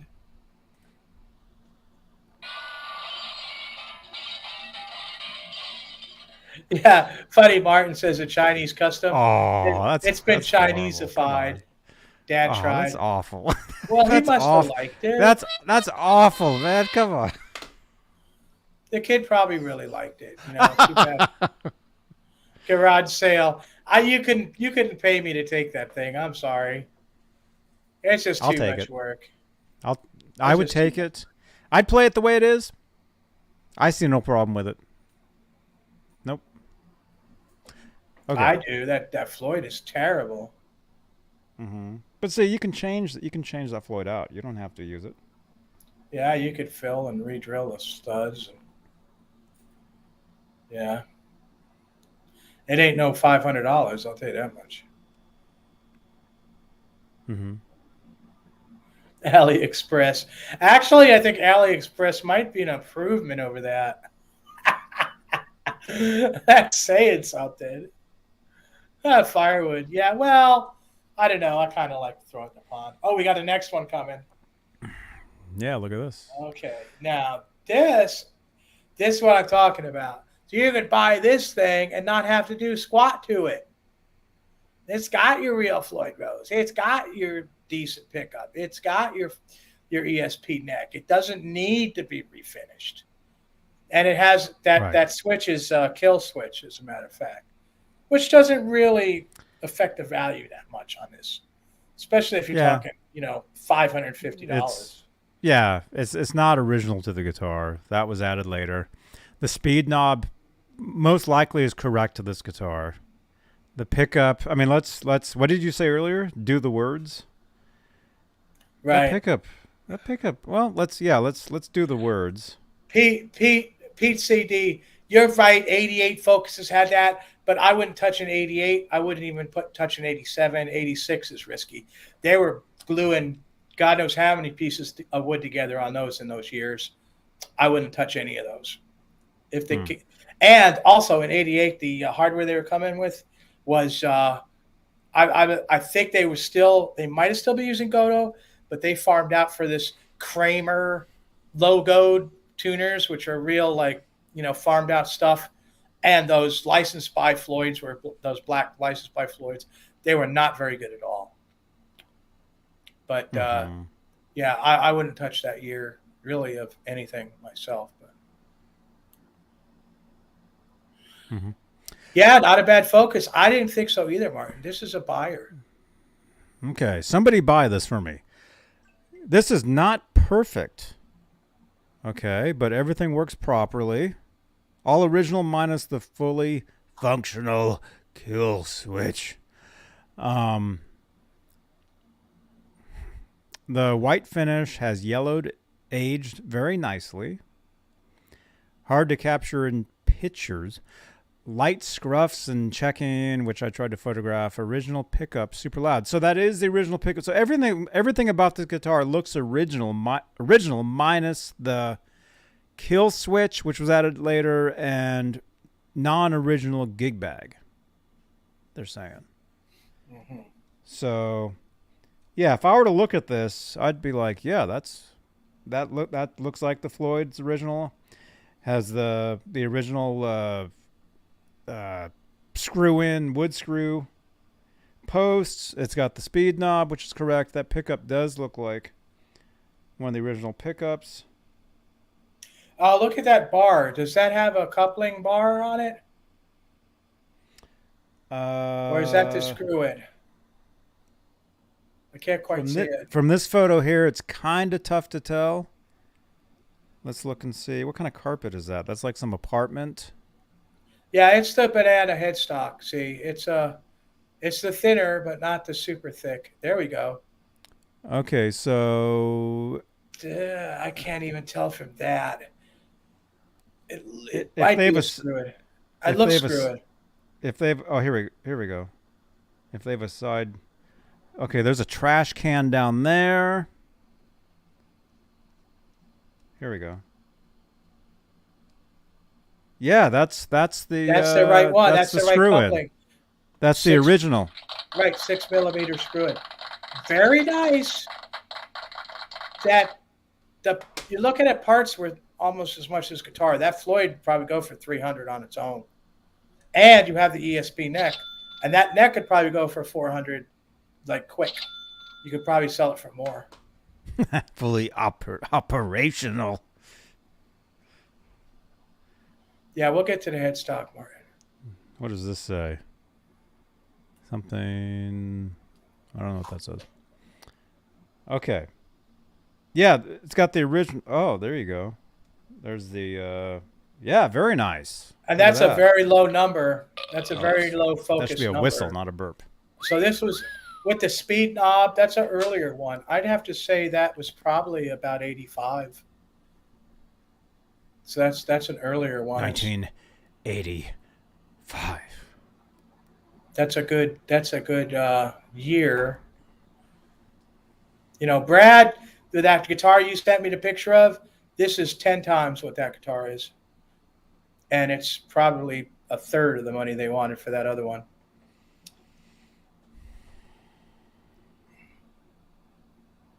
Mm-hmm. Look, there's a fan back there. Robbie, you could use that right there. I've got a fan. I got to have this fan on. I know it's not great, but there we go. I feel like we saw this one already, but I don't know. No, that was a different one, man. That was a different one. You got the top of the headstock kind of chewed up. Don't bother me none. It's really not so bad. This is the logo I tell you guys about, the Focus 1000 in big, Kramer in small. You got Peter Frampton peeking out of the box there. And is that Led Zeppelin? Is that Stairway to Heaven Zeppelin album? I don't think so. With the guy on the front? Is it, you guys? No, that had a rectangular photograph inside of the album. It's kind of fuzzy to me. Okay, so you got this. That's all original to that era. Is that a round profile string retainer? No, that's square. Okay. Yeah. Remember, some of these guitars came with Hanson bridges, round string retainers. Some had Fernandez bridges. Those bridges go for $1,600. That's not such a bad thing right there. I don't think that's It's not so bad.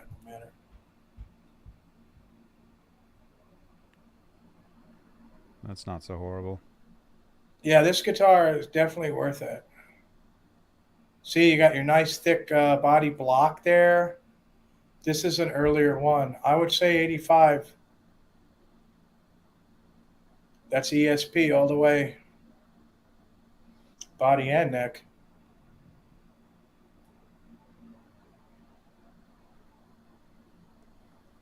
Yeah, when you see that thick block on that body, that's good, you know.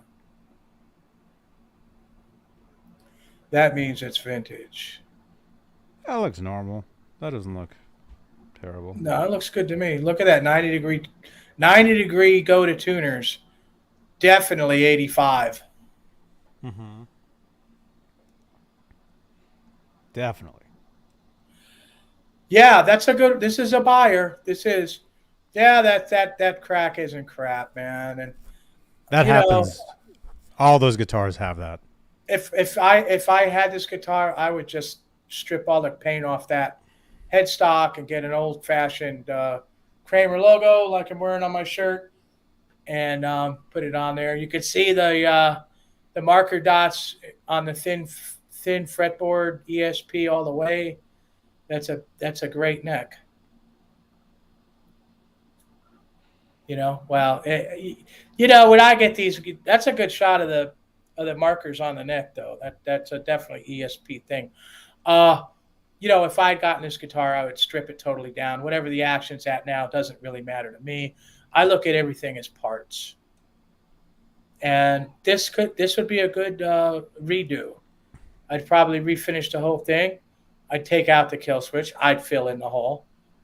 You know.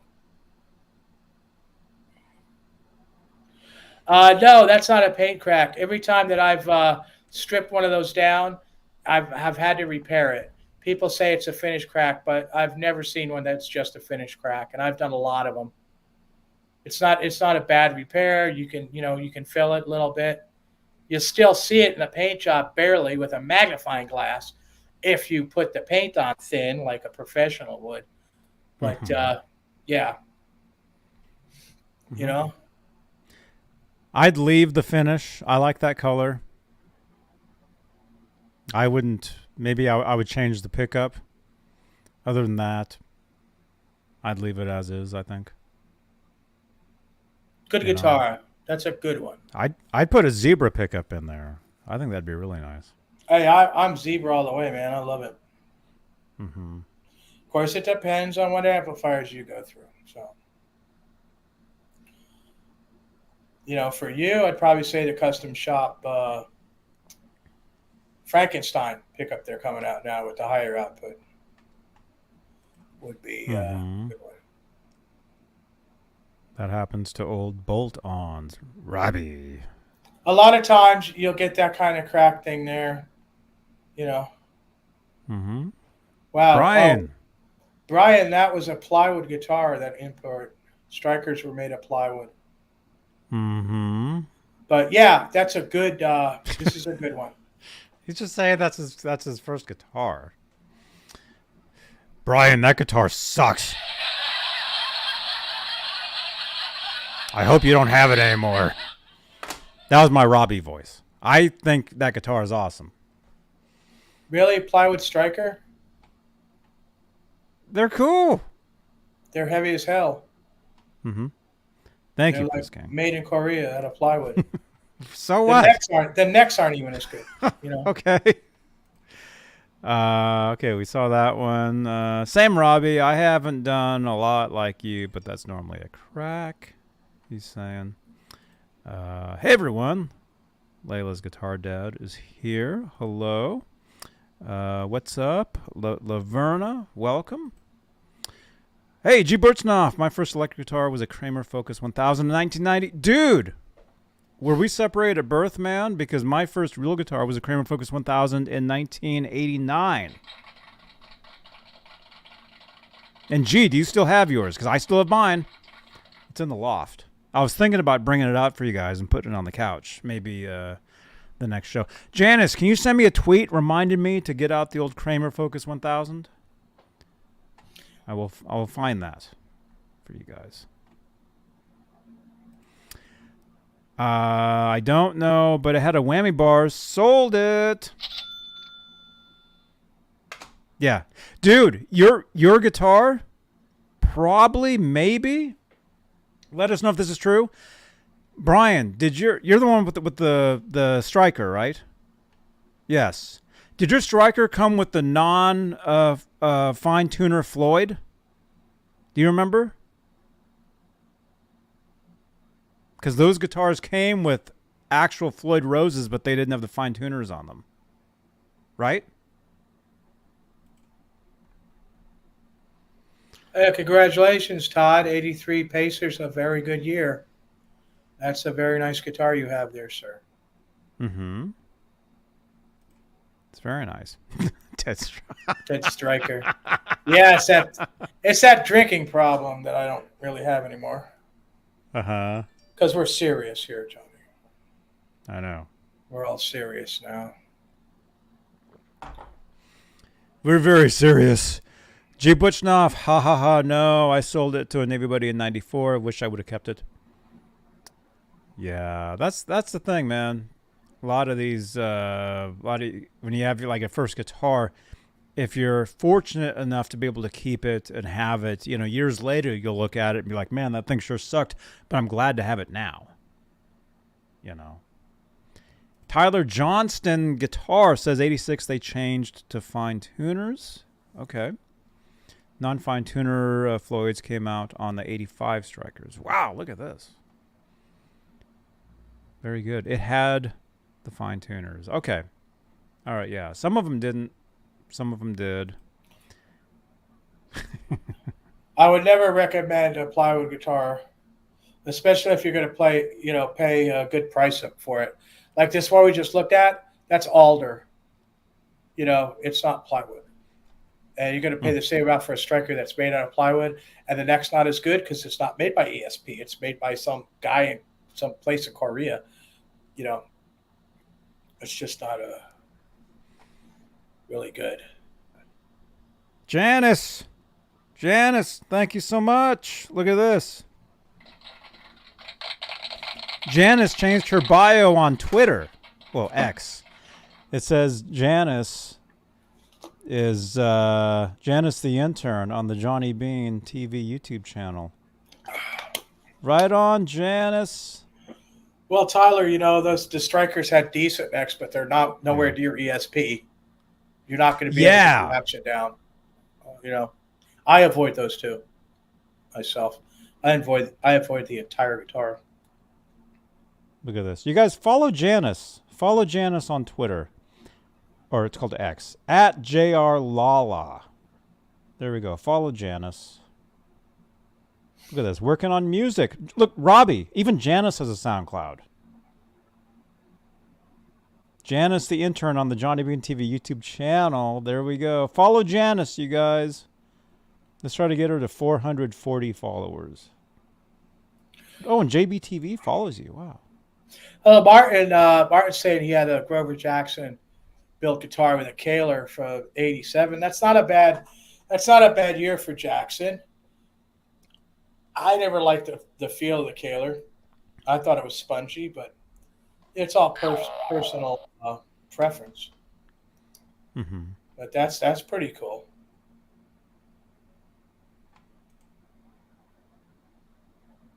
Hmm.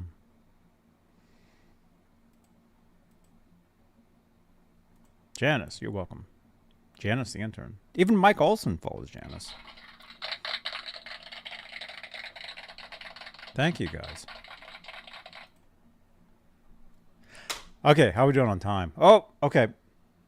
You guys, smash that thumbs up. Smash it. We got 35 thumbs ups on this program tonight. We're just under 200 views live, which is not bad. Well, let's get to the next one, Johnny. You guys, don't forget, we're doing a giveaway. That's right, Larry Riker. Larry Riker, when are you going to come back on, man? You were on here years ago. Larry Riker says smash. Mike Neese had a Wonder Bar. I had a Wonder Bar. Actually, do I still? No, I threw it in the pond. No, I don't have. I sold it. I don't have it anymore. I had the Wonder Bar, one of my Hamer Phantom guitars. All right, we're giving away tonight. D'Addario strings, 9s or 10s. It's up to you which ones you want. And we're also giving away a Santa Cruz style magazine featuring Ted Templeman, local Grammy-winning musician here to Santa Cruz, California. Look at that. If I took you guys outside, this is what it would look like. It would look like that. I think. All right. So we're going to spin for this stuff in a few minutes. Smashed. Smash that thumbs up. Smash it. Oh, and how about refresh? Can we refresh your browsers, you guys? You want to make sure you're at the freshest part of the show right now, especially for the giveaway. So refresh your browsers. It's been a while. Say dongle, shim, stiff springs.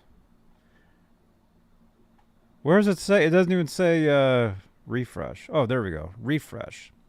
Never mind the stiff springs. Refresh your browsers. Okay, let's get to the next one. By the way, we got 41 entries for the giveaway tonight. We're giving both those things away, too, to the same person. So if you have a twin, you can share.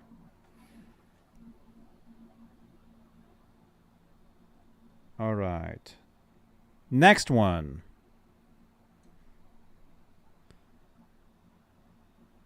Larry, you got a commercial?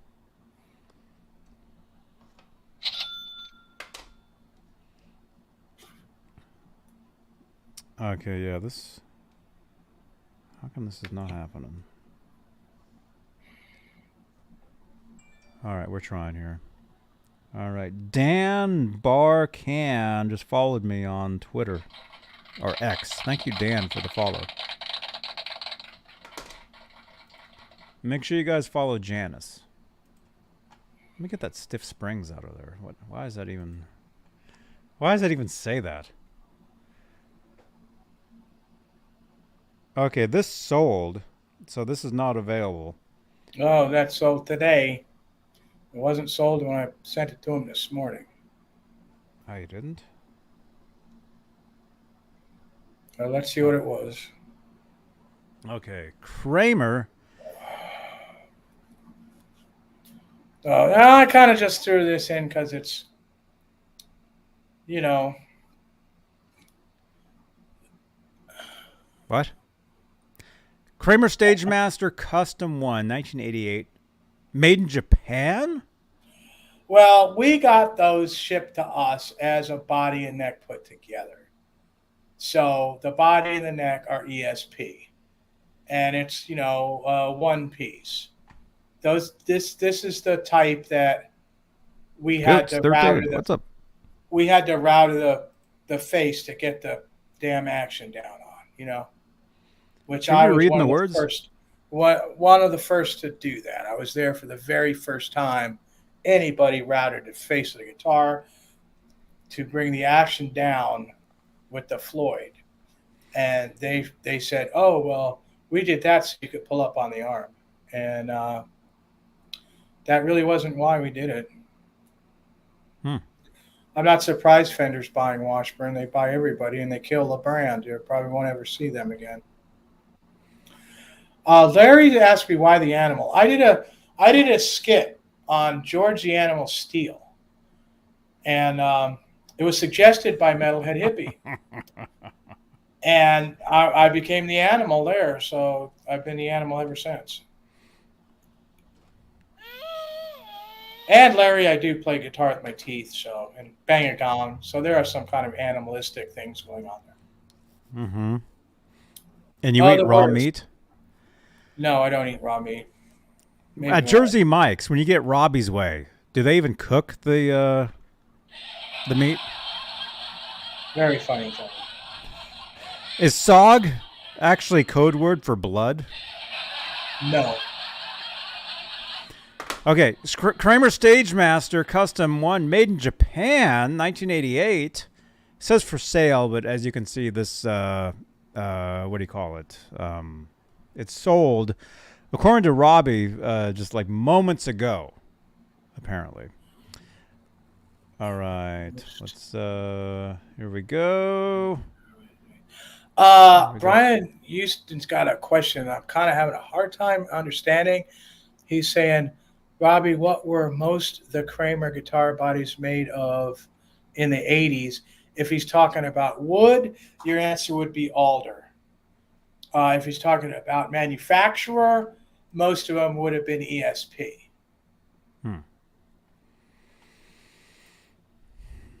Nice. And hey, JG, thank you so much, man. Thanks. I know it's red and it's blue. The actual color on YouTube is blue, but for some reason in StreamYard it shows up as red. But it's actually blue. So the lights are blue. And it just starred. It starred for me too, so it's starred. JG, channel member. Thank you so much. Thank you for your support for the channel and these shows. And let's see. Let's go back to... Wait a minute. Where are we? How does this even work? Okay, let's go back here. Okay, it's time for the words. Yeah, the words on the Stage Master. Okay, everybody read along. The Stage Master was one of Kramer's flagship models in the late 80s. They came with highly spec'd hardware and featured an archtop design that managed to provide increased sustain whilst retaining the classic Superstrat look. Features fantastic flip-flop white-purple finish, thin neck with a gorgeous ebony fretboard, contrasting an original black Schaller hardware in excellent condition, original Kramer Deluxe hard shell case in good condition. The guitar is in excellent condition and comes complete with all original hardware and a deluxe Kramer hard case. Brand new hard shell case available upon request. The original Floyd... The original Floyd is actually this one right here. Yeah, but he had longer hair when I knew him. There's the original Floyd. And actually, I actually just found another photo with him that you guys haven't seen. I didn't know I met him twice, actually. This was actually another time that I met him. And okay. But this goes back to the beard. All right, so there's Johnny No Beard. That's actually my Native American name. And I'm Native American, so I can say that. Johnny No Beard. Okay, so that's me there with Floyd. And he looks identical in this other photo, too, man. That's so weird. Okay, so there's that. And then apparently I met him later, which I totally didn't know I met him again. And there I am with the beard, with Floyd. Look at that. Okay, but look at this, man. And don't say anything, Robbie. But look at this. He was showing me one of his guitars. Mm-hmm. This is like a guitar that he was designing and making at the time. So there you go. Very nice. I wonder what kind of tremolo that is. Oh, it's a Floyd, of course.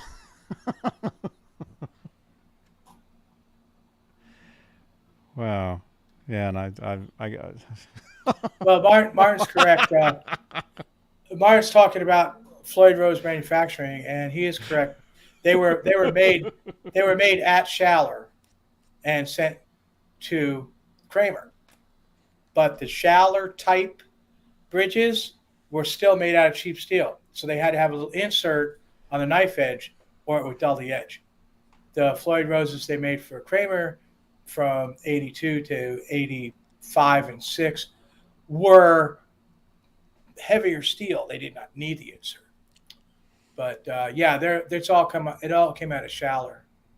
And you know, I was at the factory when we started to get those, you know, Stage Masters, and you know, in the second half of 86, and we hated them. We looked at them, and the binding was like not so great, and you know, the angles the neck angle of the body. You could tell it wasn't right, you know, because I mean, you work with it a lot enough. You can look at it and see what angle you need for the Floyd to, you know, for the action to be right. And you know, it was just, we were used to some really good stuff coming out of ESP, and we started getting those, and it was just like the finish had flaws.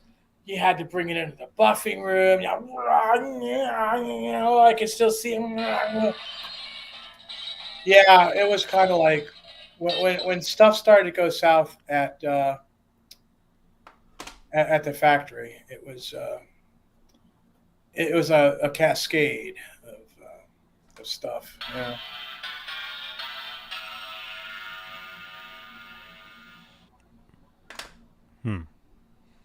They didn't search you anymore when you left. They're like, please take this stuff. Okay. All right. We have words to read. Yes, read words. Where are we? You guys, everybody, it's word reading time. What? What? You going to address Larry?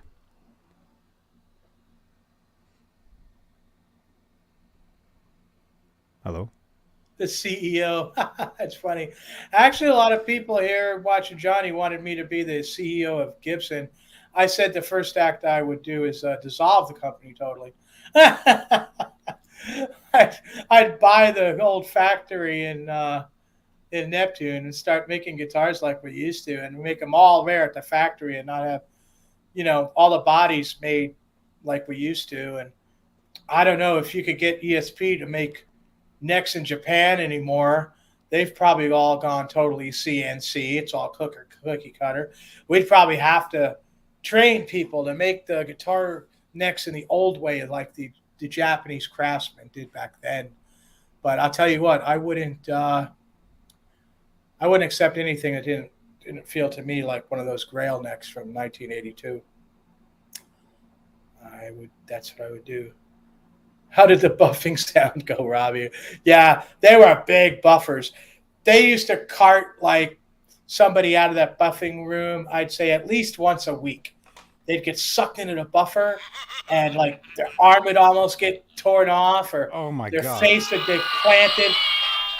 And one guy got his skull smushed because he wouldn't let go of the guitar body. It sucked them in. It was nasty. You had to be but those were very big buffers. They were high horsepower buffers with, like, you know, 36-inch. You had like 36-inch buffing wheels on there. We had like 2 feet long compound bricks. Yeah, it's not like you see now with this little thing. And so, no, it was, yeah. You got past the horizon on that buffing wheel, and you got sucked into it, man. Yeah, it was. Yes, Chris. Guitars got thrown into walls. People got thrown into walls. They didn't want to let go. They didn't want to let the guitar body go. They'd hang on to the guitar body, and all right, you had a horizon. Oh my God. You got the wheel going around, and if you keep it below the halfway point, you're okay. You're all right. You can lean in a little, do what you can. You go above that, and it grabs it, especially if you're doing the back of the guitar with an electronic cavity or the pickup route or something like that. It grabs it, and you go into the buffer like splat. Yeah. Yeah, it was something back then. And, you know, there was nobody gave a crap, you know. Oh, well, cart him off, get the next guy in here. Oh, you're hired. Yeah, you know. That was crazy. Buffers can be very dangerous. Yes. All right, let's get back to this. You know, we hated these. We hated pony necks. We hated 3-piece. They talked those 3 pieces up so much, how great they were. We could get the action down on them, and we could dress them. And I've built guitars with pointy 3-piece necks, but I'd always take a transition neck that didn't have the 3-piece first. You had a good old glued-on headstock at the end, you know. Talk about that buffing wheel again. They were all huge, and there was There was probably 10. There's probably 10 of those in there, all along the wall. They all stood about 3.5 foot high. They were all bolted to the floor. Okay. Oh no. You know, that was bolted on the floor. All right, well, we have to read words. Right, keep reading. Yeah, flagship model. Yeah, flagship model. Blah blah blah. Sinking ship. Let's jump on the Titanic. Yada yada yada. All right. I forgot where I was. The guitar's in excellent condition. Well, the guitar's sold now, so you guys can't even buy it if you wanted it. Right. Flip-flop white finish. The lacquer has a slight crack where it's previously in the headstock. Repair. Headstock repair? Oh, no. That's even worse. Uh-oh. My battery's dying on this thing. Great care was taken in the repair by the professionals at Barry Bob's in Birmingham, UK. The deluxe hard case is similar.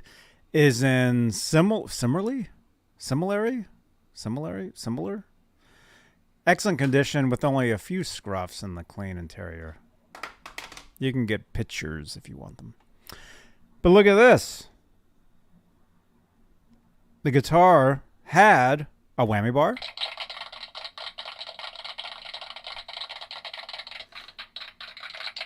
Where's the whammy bar sound?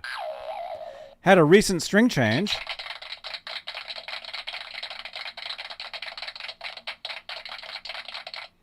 Recent clean and setup. Oh, whoops. Yeah, had. And original Kramer Deluxe hard shell case. Brand new hard shell case available upon request. The guitar will be packed very well. Photos, blah, blah, blah. Look at that. It says it's a Kramer. Made in Japan. So wait a minute. So Robbie, are you still here? Yes, I am, Johnny. There you are. Let me ask you about this. Made in Japan. I didn't know these were even made. I thought these were USA. The body and the neck got shipped to us from ESP. All the rest of the work was done at Neptune. So part of it was made in Japan. Mm-hmm. Okay. So let's take a look at these pictures. All right. What do you think of that Floyd, Robbie? Decent Floyd. Of course, you know, I wouldn't be surprised if it has a shorter block and a trem stopper or something in there. Mm-hmm. Because that's what they did, you know. At least next with the binding and the shark fin are, you know, they're worth a little bit more. But of course, that's glued on.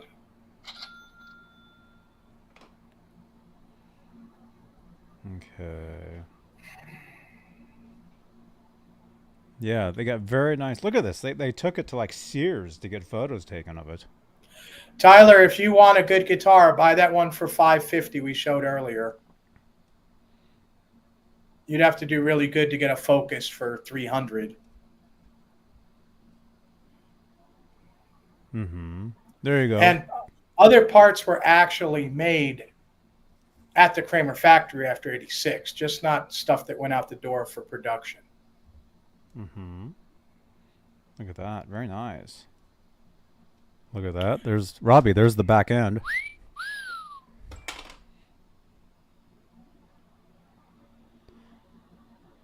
What? Somebody just texted me. Look what I found on Etsy. We will look. Yeah, that's why, you know, they're all painted all the way through. You didn't have a lot, because we got those as top mounts, and we had to router the faces. So after that, then they started, doing. I wouldn't be surprised. That body came out of ESP, Martin. And ESP, they weren't one to have any like kind of respect for any other company. After '82, they started making their own guitars. You know, you couldn't even get parts after '86. So '85 was really the end. It's the rear end. There you go, Jeff.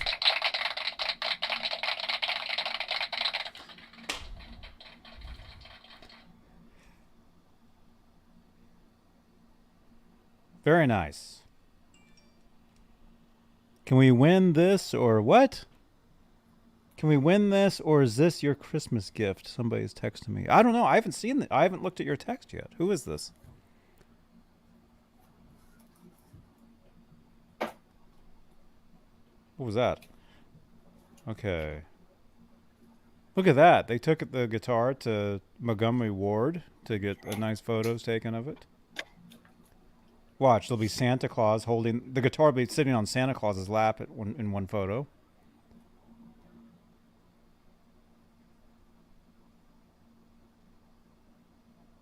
And if somebody doesn't want the original case, they're crazy. The original case is probably worth $250. The new case they'll give you, they probably bought for $60. Mm-hmm. But all in all, not a bad price for that. I mean, if you looked at it as a collector's item, it's definitely worth that. That's probably a $2,500 guitar all day, especially with the original case. Yeah. All day.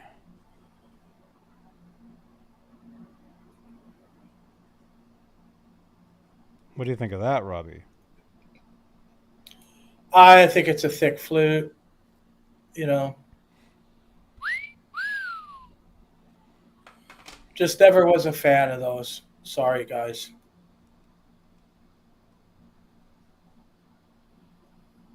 All right. Come on, let's move along. We still got more to go, and I'd like to get to them. That's okay. So that guitar has been sold, you guys, unfortunately. So that one's unavailable.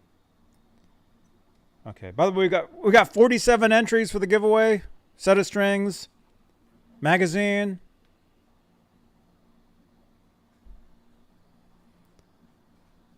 That guitar looks good on, what does it say? On you, on me. That guitar looks good on me.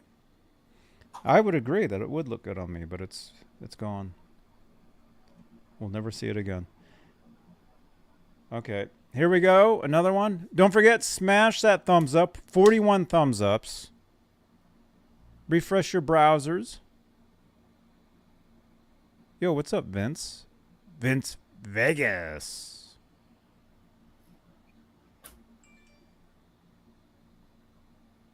What was that? I got my pick holder and picks today from Ron. Somebody's telling me. Right on. I don't know. Okay, wait a minute. What's going on here? eBay? Ew. Why are we going back to eBay to look at guitars? Because, man, we got to get it where we can find it. That's why. Share screen. Share screen. Okay, we're going to eBay. Or some people call it Fleabay. Japan. Kramer electric guitar JK1000 refinished. Japan's Goto peg used from Japan. Look at this. It looks like it's available from Japan. Illegal graphic. A Focus for almost $3,000 by the time you pay tax over and whatever shipping you got. If you have the picture, show it. Low from James. Huh? You're texting me? Okay. Now remember, folks, we seen a Focus for $550. It did not have the maple fingerboard, but that maple fingerboard isn't worth $2,200 more. No, with this guitar, what you're paying for is the paint job, which is illegal. Well, it's not only illegal; it's pretty crappy. Well, here's what's going on with this guitar. I can tell you this without even reading the words. which I haven't even seen yet, which is not even letting me find. Okay, here we go. There are some scratches and dirt. Please check item description for a detailed description. What? Please check item description for detailed description. And there's dirt on this guitar. Body color, red. MPN does not apply to this guitar. I'm sorry, MPN. MPN, you can't apply for this guitar, apparently. Canada's $1,700 is way too much. 22 frets. Series, none available. Type, electric guitar. Body material, unknown. I'll tell you right now, body material is alder. Okay. It's alder, according to Robbie the Animal. Body type, solid. Neck material, maple. Set includes hard cases. Hard case? This guitar does not just come with one case. It comes with a series of hard cases. Wrenches. Oh, wait, here's the wrench. I agree, Martin. It does look like crap. Handness. Right-handed. The handness of this guitar. Handness. What? Model year. Handedness? Oh, handedness. Oh, I thought I said handness. Model year, unknown. I could probably figure that out. It has 6 strings. It says it's a Stratocaster. Well, That's a Focus. Kind of. Handness? Handedness. Oh, handness is not a word? How is this illegal to sell? Candace is asking. The paint job is illegal. EVH owns that paint job, and it's illegal to sell. Actually, not only guitars, I think other things, but especially guitars with that pattern and colors. These listings can get shut down. So, Yeah, but they haven't enforced it. What they're doing here, though, is they're making it look like what's called the Hot for Teacher guitar, which just sold for $4 million. So they're making this look like a steal. Well, look at that there. You're supposed to have the stinger. It's like backwards. Oh, whoops. That stinger is like backwards. I mean, what the? What, do they look at it in a mirror? Well, with eBay, it's really tough to even see any of this. There you go. Yeah, I mean, what is that? Come on. It's like backwards. It goes the other way. It's like they comb their hair. That's not a perm.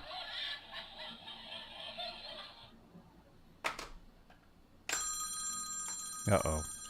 Oh, no.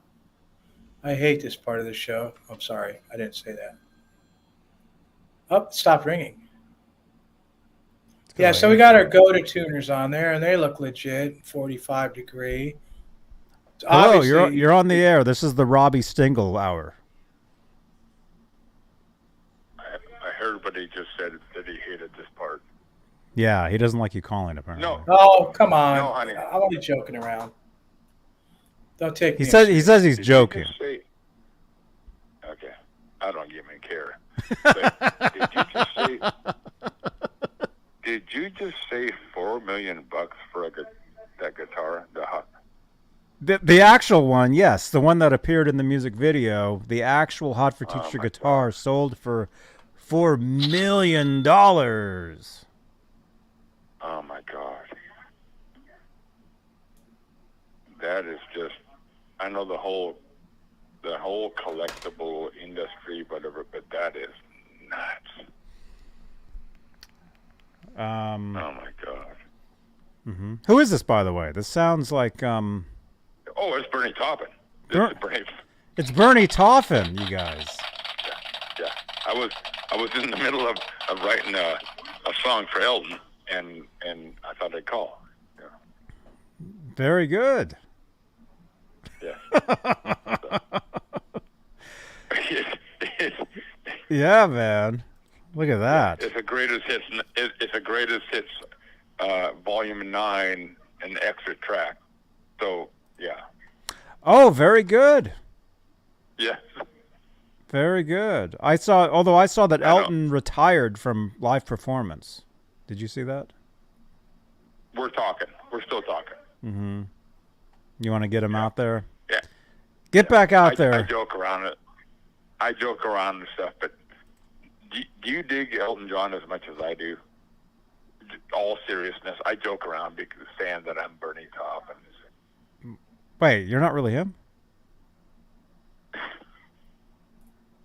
But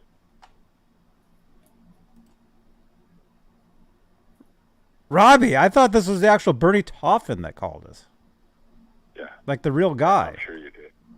Yeah, it's Kurt with a C from a long time ago. Who?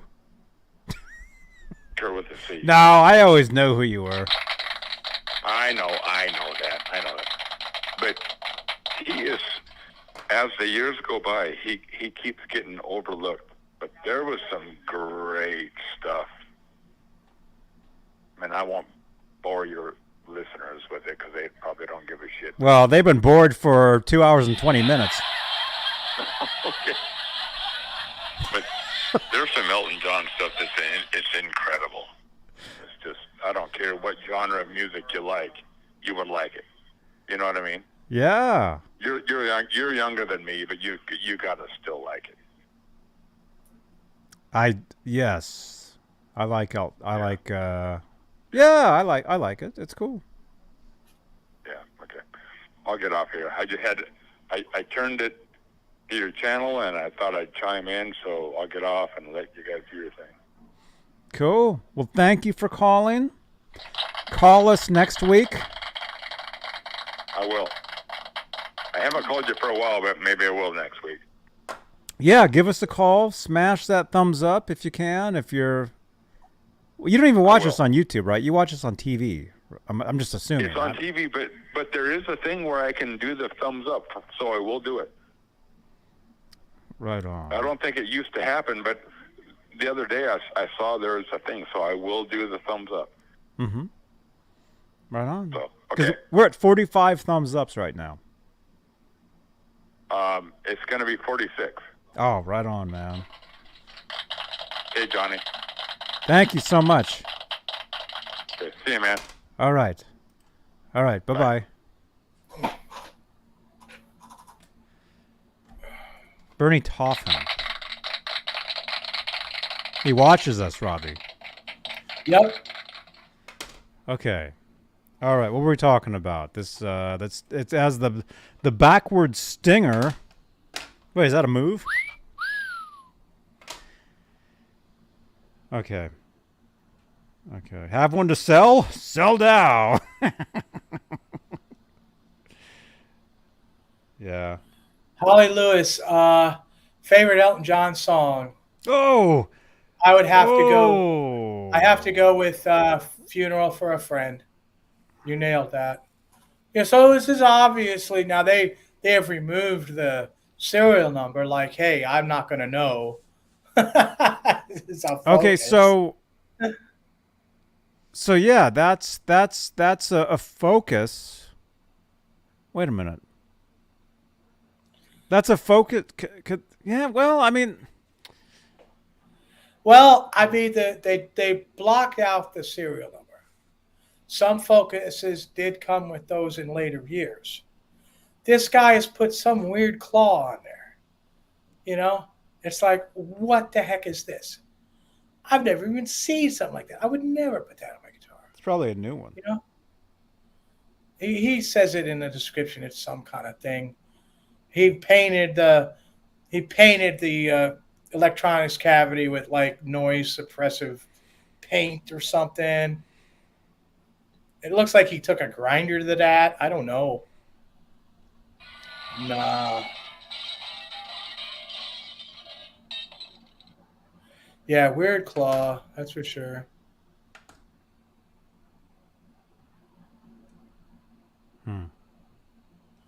Oh, Johnny wow. Stalker. It's funny.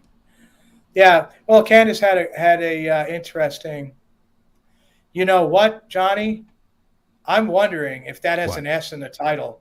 That might even be a striker. It might not even be a Focus. But I think it has a jack plate. That's why I The went gu- Focus on. the guitar?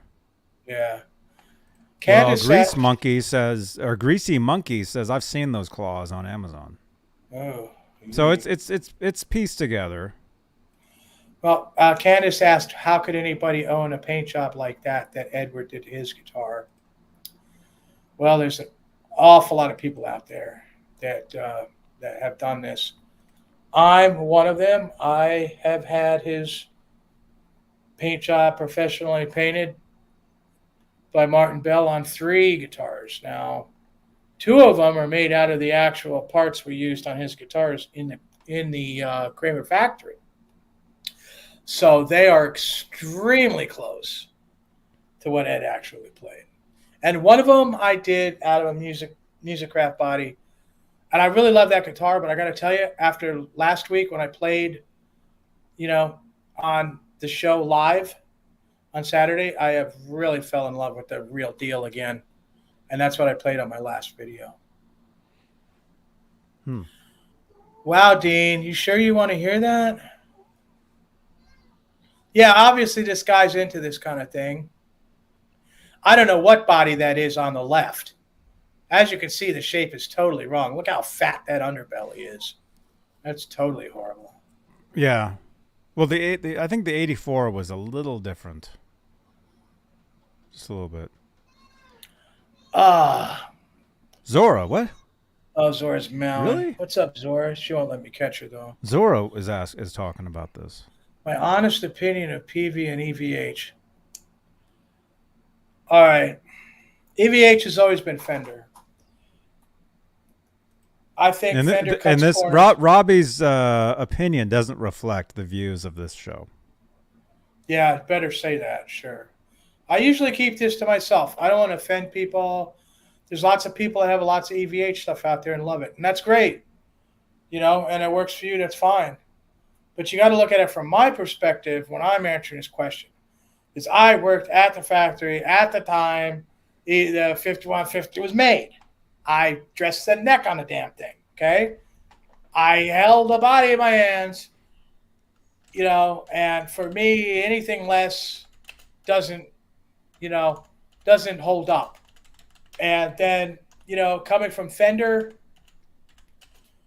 I have a problem with Fender because there's a lot of things Fender did that wasn't right. And they never really got it right. And Edward didn't really want him to. He didn't give them the right headstock. They had to buy Hamer to use the Hamer headstock. And that's not the shape of the Paul Unkert glue-up banana that you see on the actual guitar. He played the game with them. He did. And that's how he kind of got over on them, by having little things that was a little different and whatever, As far as PV goes, to me, they're kind of a disappointment too. That he would go from from Music Man, who really tried. Music Man really tried, but you got to figure Music Man was using CNC machines to try to reproduce the necks, and they had all those measurements, and they had all the specs, and they just really couldn't nail it, or else Edward would not be playing the one he got from Kramer. And he played that to death because the Japanese craftsman, handmade. That's what you had to do, And one piece of maple, the whole thing. No glue on fretboards, nothing like that. They had to make it out of one piece of wood, the entire thing, non-tilt banana, and ESP did a great job on that. And ESP were the blanks used that Paul Unkert cut the headstocks and glued the pieces on. So those were actually ESP necks until you had Tom Anderson, who used the CNC machine also to create the neck that he put on the Frankenstrat, and that story goes on.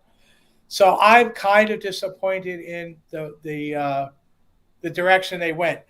I am not going to say they're bad, and I'm not going to say they're junk. And there's millions of people out there that love them, and that's great. That's fantastic, and I'm happy for all you that it works for you. And that's you know, what? R2 starting crap? I'm crazy? All right, R2. You know what? I'm going to say it just for you. I was there. I worked on the damn thing, okay? You're calling me crazy? You don't know what it's like to play one of these things, okay? There you go. You want to mess with the bull, you're going to get the horns. That's all I could say. Most of these people never played anything like this. Most of the people have not played a true artist guitar, the Connolly, you know, or like what the tech does when he gets it. You know, they totally redo everything on the guitar. And, you know,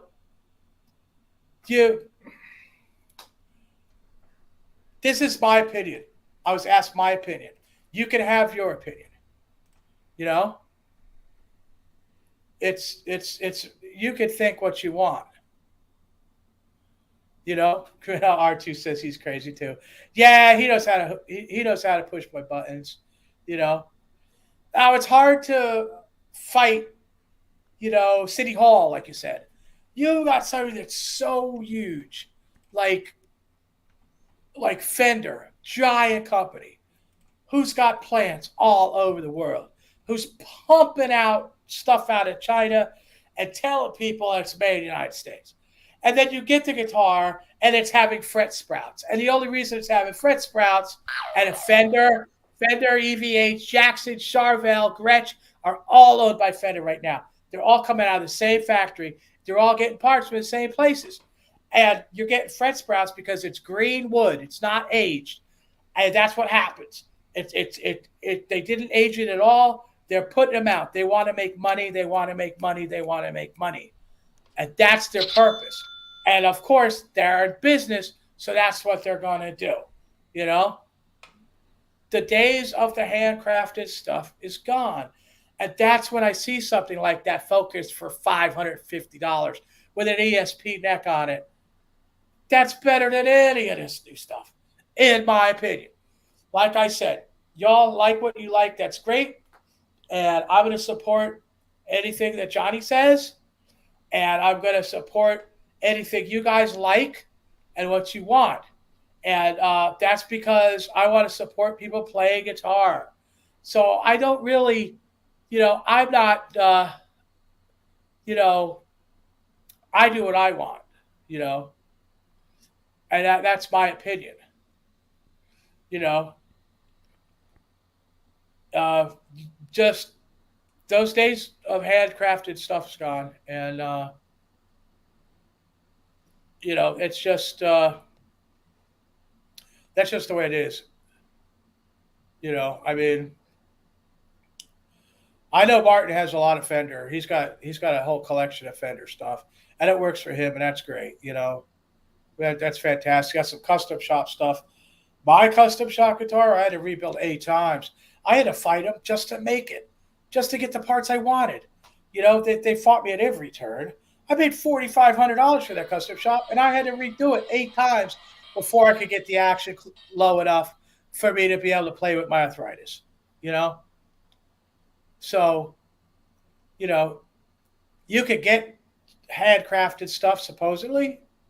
You're taking their word for it. Most companies will CNC to a certain point and then finish it off by hand. I could feel a difference. I think that that neck I got from Adam at FUTONE works really well.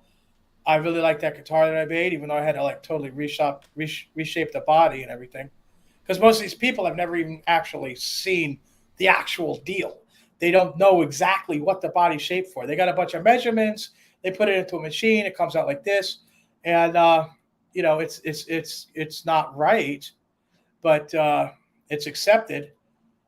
And you know, I don't really want. That's why I don't really talk about this stuff, because people would be like, "Well, you're wrong," or this or that, or "I love this," or "I love that." You know. No, Fender does not own Kiesel. Like, these Kiesel's its own custom place. you know. Uh, well, I mean, you could have good guitars come out of China, Martin. That's fine. All I'm saying is I could tell a difference. You know, the one piece handcrafted Grail necks, the ones that go for $1,500 or $2,000. There's a reason why they do. You know, there's a reason why I was lucky as hell to find a 1979 ESP banana neck before they even had Floyd Rose. That was a 2 1/4 inch heel that fit into the 2 1/4 inch neck route that we used on Edwards 5150, okay, out of Poplar. That's the stuff we built it out of. That's what I recreated on the guitar that I just played Ride of Cowboy on. And you could tell the sound and the amp and the feedback and everything. It's all the old school stuff, you know. You know, yeah, Robbie mad now. Yeah, I agree with Raymond. It's hard to find a good craftsman. They're probably out there. There's some people out in Japan that will custom make you a neck, supposedly all by hand. I haven't seen any of this, but you're talking $800-900. You know, it's big money. You know, and for most people, it's just you know, it's not worth the price because it's the only you know, they probably don't need it to be so rippingly low in action or whatever. Well, yeah, Squires are made in China, Martin. I'm saying that they're making a lot of parts for Fenders that's coming out of China, and they ain't telling you. It's like people that are buying Epiphones. And anything after 2014 coming out of the Epiphone factory in China is made out of plywood. They're going to call it mahogany laminate. That's just a fancy way for plywood. And they're charging big bucks for this stuff. Take the covers off the electronic covers and look.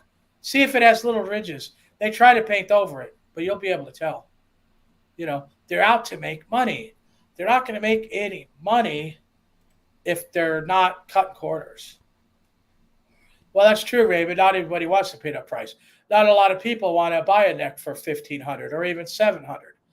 But, you know, hey, what? I'm nuts.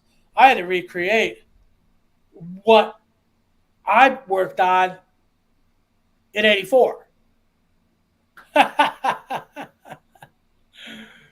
You know, I mean, it's really hard for people to really even think about it, you know, because a lot of people have invested a lot of money, especially in the recreations where, you know, oh, it's made of this, it's made of that, it's made of this. And I come along and say, well, I worked on it, it's made of that. So, you know, oh, well, he can't be right, or, oh, you can't listen to him, or whatever. So, you know, honestly, I just don't talk about it. I really don't, because I experienced this stuff, and it helped me build the guitars I have. And basically, I'm pretty much done with building guitars. I've got one I'm working on, Mike Olson. Great friend. I've got one I'm working on myself, the Lynch, the pre-Lynch, the Lynch guitar before Lynch anybody knew him. I'm working on that. But yeah, I'm kind of like, I don't really need any more guitars. I've got all the ones I'll ever need, you know. So I don't really need to talk about my experiences with Edward or what happened at the factory or, you know, even my opinions on stuff. So I'm kind of going out on a limb here, trying to truthfully answer your question in my opinion. And I look at everything through the eyes of that year, 1984, and the parts from 1982 or 79, you know, and, you know, that's right, 2 current bills. This is true, but I'm not going to do it anymore. I know that sounds kind of stupid, but, you know.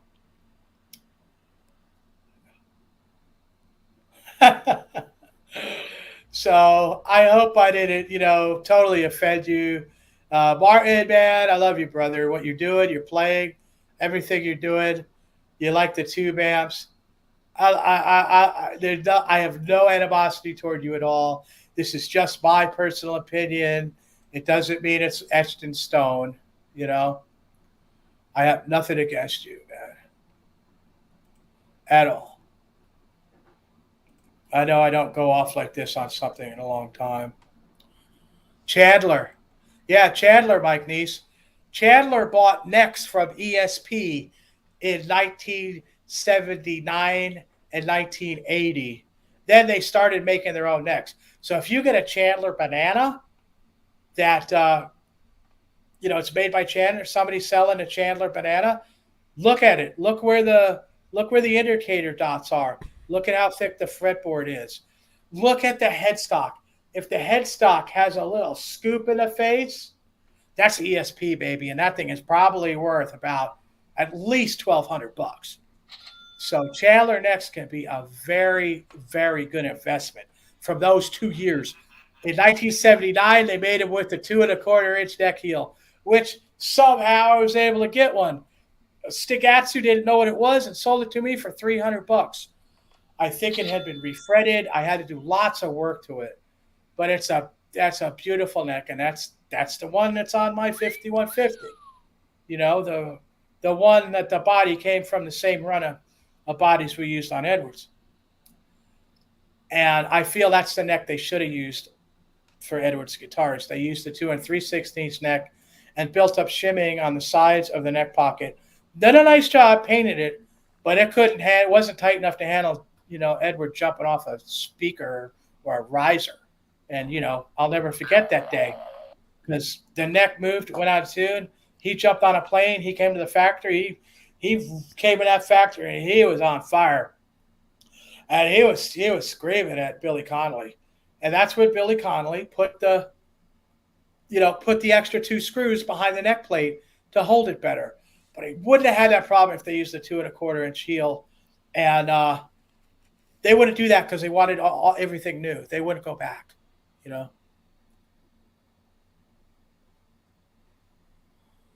Hey, that's fine, Martin. You can believe what you want. That's fine. I as far as hardware goes, I wouldn't go there either.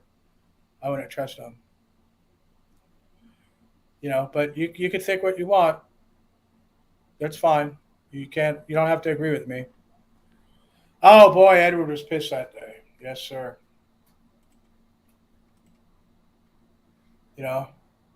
Oh, Chris King, yeah, the old story of me breaking those. He didn't tell me. He told my boss, and my boss told me. Yeah. Yeah, that's a good story, too. That's a good one.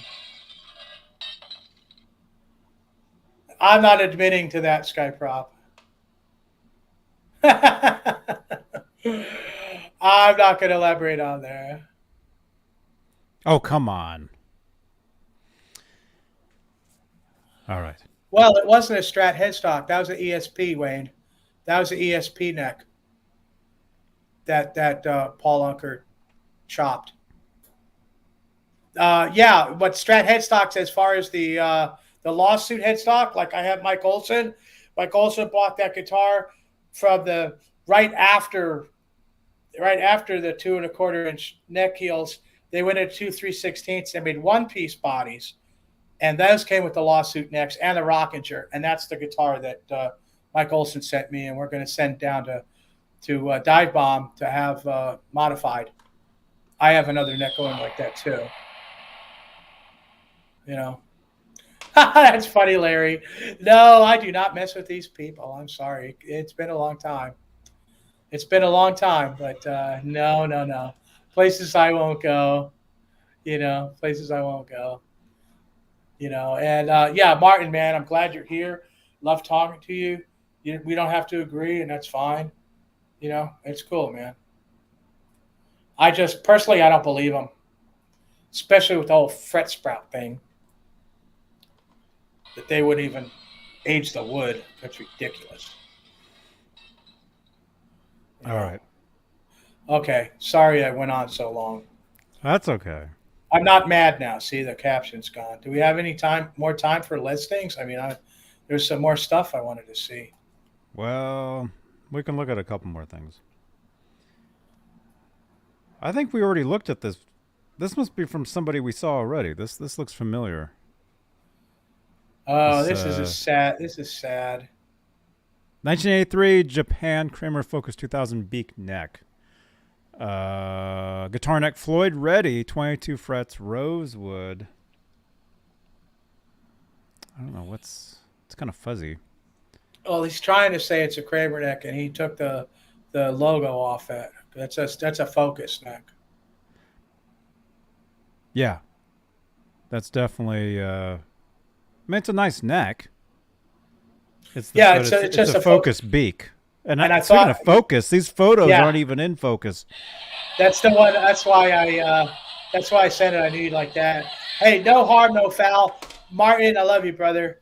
Yeah, you don't have to be sorry, man. Everybody Look at this picture. This photo is so terrible, man. What the heck? That's a good one. I like that. Everybody take your glasses off to see this.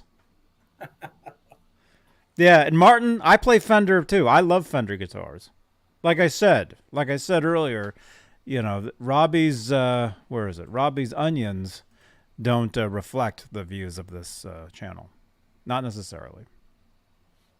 Hey, I understand that, man. I rarely, especially when he's mad. Okay. That photo is terrible, man. I don't want to start drinking again. What? Why not? Because I'm an alcoholic, Johnny. Oh. Some of these in focus pictures are just really horrible too. I can't even.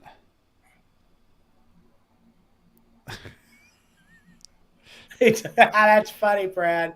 Not only did he take the focus off the headstock, but he took the focus out of the pictures. And this is especially sad because these are 90-degree tuners, which means this is an older focus neck. This is this is basically a good neck. This is actually not a bad neck, you guys. It says made in Japan right here. At least it would, but the glare is covering it. Well, Tyler, it doesn't need a skunk stripe if you glue on the fretboard. Right. Yeah. Yeah. So this is a good neck. I'd say it's a good neck, and it's probably worth buying. It's just that this guy's a clown. I think he actually refers to it as Kramer to try it, but he's not asking any money for it. I mean, this is kind of messed up here. Those do look like the original tuners. I mean, these photos, they're definitely not original. I mean, look. Now, there's one of the heel. There's something about, I thought there was something about the heel, and that could be the next neck. We got another neck. Yeah, that's not bad. It's not really a bad neck. I mean, What is for $149? Right, and if you're fine with a rosewood fingerboard, I got no problem with the rosewood fingerboard. Fernandez, that's funny. ESP did not make Fernandez. That was made out of a different factory. What time is it? Okay. All right. Well, don't forget, we're doing a giveaway. What? We could keep going a little quicker, try to get these in, because there's a couple I really wanted to look at.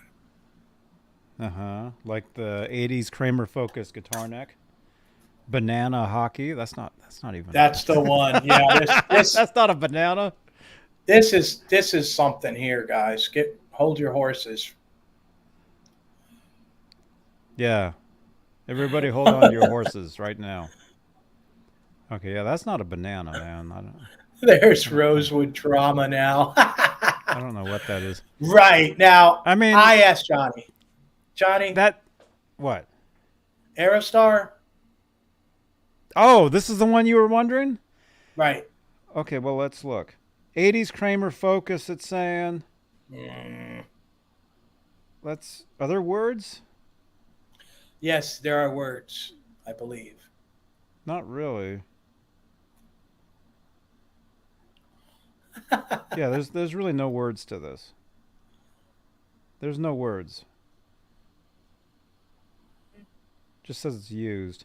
Okay, so you're asking me if this is an Aerostar. Well, like I said, an Aerostar originally would not have a Floyd cut. It would be a regular nut.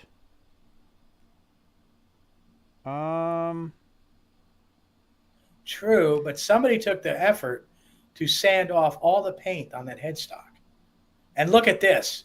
Oh yeah, Now, I see that. according to the description I read, the original holes are filled but not doweled.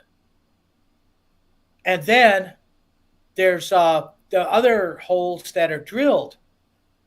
And that is not the narrow neck plate measurements.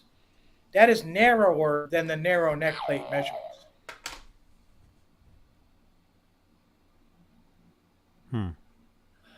I don't look at it as transitional. I think that's an import all the way. I don't think it's Kramer, Focus at all. Yes, Wayne, Focus had pointed headstocks, and they had like your banana headstock, but they didn't go into that shape. No, they did. Focus did have this shape.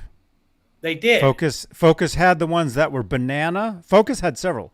They had the banana, they had the beak, they had the pointy-ish, and they did have a pointy roundish. So this could be a Focus. It's possible. All right. Okay. Well, I wanted to ask you because you've gone through a lot of Focuses. Yeah. Personally, I don't think I've seen one like this. I'd imagine it would have to be a later model. Well, I mean, that Floyd shelf, does that look original to you? Do you know? Or does that look like somebody did that? Give me a close-up on that.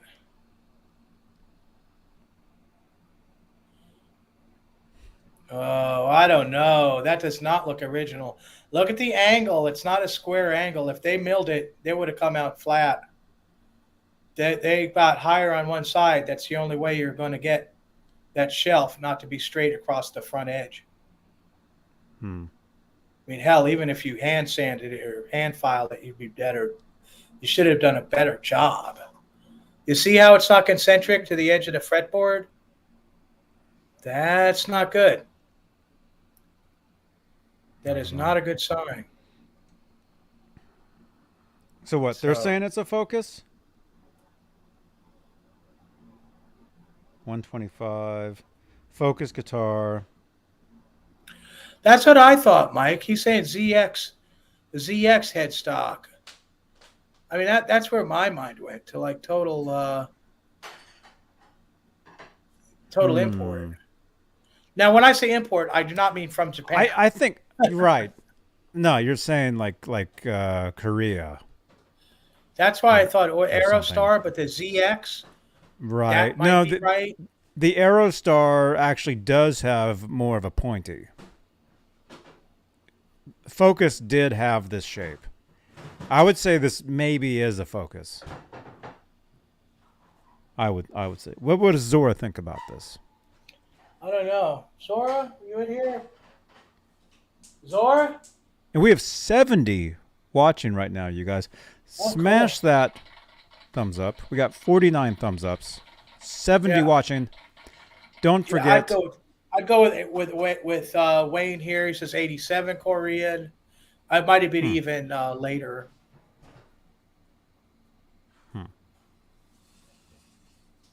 Charmer? I would say Charmer?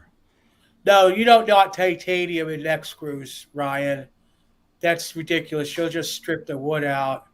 And well, he's asking where can you get good neck screws? I would go to Philadelphia Luthier. They offer some great screws there. Philadelphia Luthier. Look them up. Do you have to fly to Philadelphia to go there? No, you can order them online. They make some great screws in black and chrome, and I've used them, and they are very good.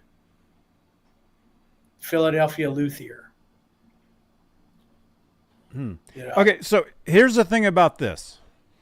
Good night, Martin. Good night, Martin. Good night, Martin. Thanks, man. Thank you, Martin. And thank you, BLS 5150, for the mention on X. Okay, so if that Floyd shelf is original, then this is a Focus. If it's not original, then it's possibly one of those XL guitars. It doesn't look original to me. You wouldn't have that angle. Did you look in the words? Did they say it's original? Well, they do have words that I read here. I don't really see many words for this. I just see a bunch of old stuff. And this is all like reviews. This is all different things. Yeah, wow, you're getting way in the reads here. There's like no words. Was there something you had to click on, or I guess not? Maybe you can't find it. It would be, well, there's condition, read more, but that's yeah, read more. That's the thing. Well, it's just that's just a regular condition. That's not oh, description. Here we go. Oh, here we go. Words. Look at this. We found words. 1980s Kramer Focus guitar neck, Floyd Ready, 1985-ish era, from Japan, no cracks or breaks. Had a friend who upgraded his blue 1985 Focus 2000 with a new neck. He had swapped the Focus 2000 neck to another guitar. That's when I bought it. I've had this standing by for many years. Never found a project for it. Only drilled for original tuners. Extra mounting holes drilled for original holes are still there. Oh, he's talking about the neck. Doesn't say anything about adding the Floyd shelf. He had swapped the Focus 2000 neck for another guitar. Okay, so that's a Focus 2000 neck. Yeah. But he says it's 85. 85 didn't have that shape. I don't know. I think it is. I think the neck is what he's saying it is. At least I've never Focus. played the Paul Dean model, Mike. Mm-hmm. 85 Focus would have come with the Floyd. Yes. It just concerns me that the shelf isn't straight, and again, the shape of that neck, that headstock, in my opinion. That headstock would have been later on with Focus. They wouldn't have had that when they were doing regular bananas.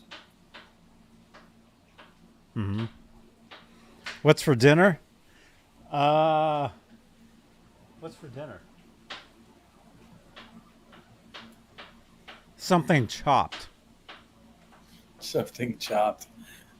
Okay, are we out? We still got more. Chopped. You know how they say from farm to table? Here it's from chopped to chomped. Thank you. All right, we got one more. One more. And look at this. Well, we're a few minutes away to 3 hours. I've been standing the entire time. One more. Okay, we got two more things here. Can we just do one of them?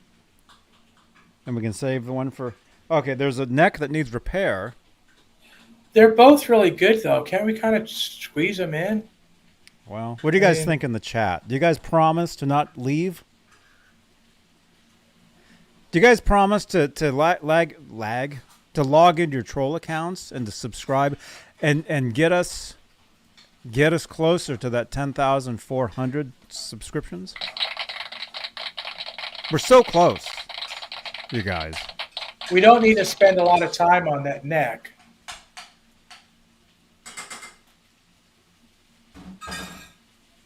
We're 70 away. 70 away from the big 10,400. 70. Smash that subscribe. Smash that thumbs up. Smash. Smash it, see? Okay. Oh! Sounds delicious, huh?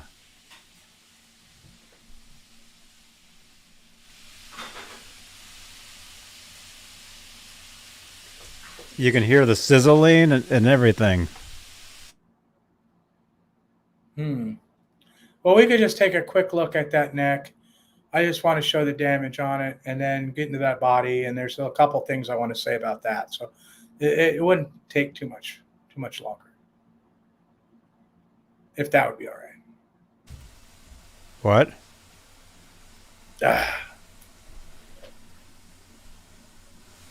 I said we could just take a look at the damage of that neck. And then the body, I only have a few things to say about. So. Okay.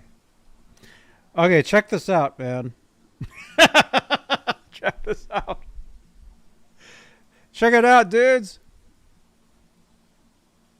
The beard is back for one thing. Thank you again. Pretty soon I'll look like the way I do on Facebook.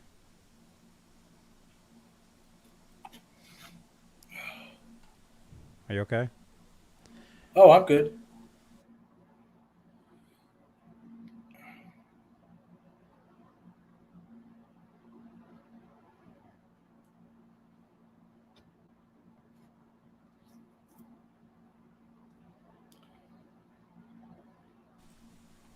Okay, up next. There it is. Kramer Beretta guitar neck needs repair.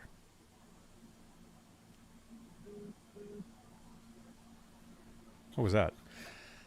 Look at this. Oh, this is still available. Kramer Beretta. It's $1, $2, $3. Yep, and it's got a picture that's pretty good. You guys might want to see.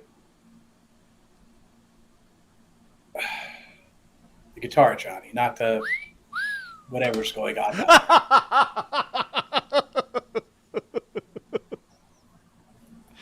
Some people are into that. Okay, here we go. Not me, though. I didn't.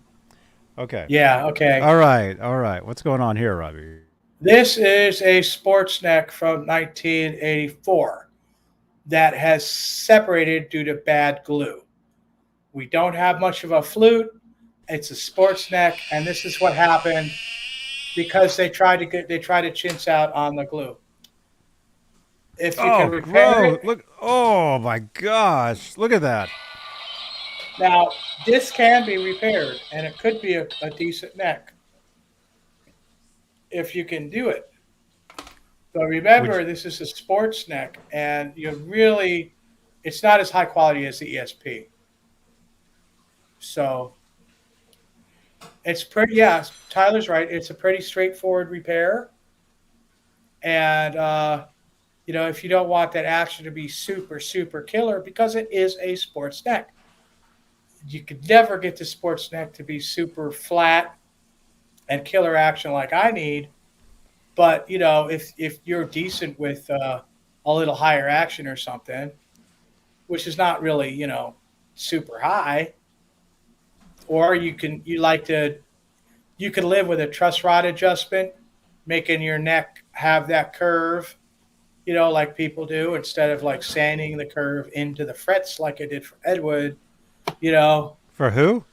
For Edward, then it's gonna be tough. Oh. Well, the tilt neck was pretty strong. It's just that Lutheran joint, they used the wrong glue. They use the kind with horses in it? And I think Chris King's light. It's a pretty easy repair if you clamp it good and you use some nice tight Bond 2 glue. You should be fine with it. But even at $123, it's kind of a lot, I think, for that.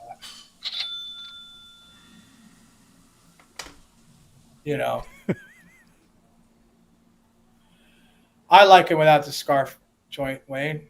ESP Grails were no scarf joint. Even the Lucido necks, they had pieces of the headstock glued, but mostly one piece. So yeah, take a look at this. Somebody will buy this, I guarantee you, because it's not that bad a repair. And most people that sent them in for warranty, which they tried to repair it because they got sent pointy necks, and that did not go over well. People wanted a banana neck, you know. What, Sora? What? You're furry, I know. I'm gonna have to brush you. Ah, I almost caught her. Damn. Okay, so we're running out of time, so let's go to the body. Pulled out of the garbage.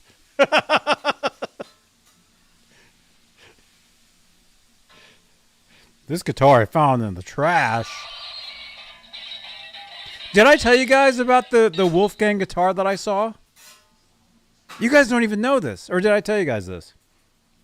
When I was in Beverly Hills, I was riding those scooters around, and I rode by these homeless people that were like sitting next to like somebody's like garage. And one of them had a Wolfgang guitar. I'm not joking. And the thing is, the guitar was striped. It was weird. Did I tell you guys this story? I was going to talk to them, but I thought, yeah, I probably shouldn't bother them. But I took a photo. I snuck a photo of the guitar as I was riding the scooter by. When was that? That was like a month ago? When I was there. Was it before this? Oh, this is a long time. Wait. Guitar Center. Beverly Hills. Check this out. This was in Beverly Hills. You guys remember this? You guys remember when I was riding those scooters around? This is when I parked it in front of In-N-Out Burger in Hollywood when I was getting dinner. What's all that noise? Oh, Okay. Wayne, the Berettas did not have a plywood body. You're talking about Strikers. The Striker had plywood. The Beretta did not have a plywood body. Not the ones that came out of Neptune. Your imports did. Your Strikers did. Your ZX guitars, your Aerostars. Those did. Focus did not have plywood either. Focus was mostly made of alder. Here it is. Look at this. I snuck this photo. These homeless people were in Beverly Hills. They were camped out next to somebody's garage. And as I was riding by, I took a photo because somebody had a Wolfgang guitar. So there's some guy like sitting there, and there's a Wolfgang guitar striped next to him.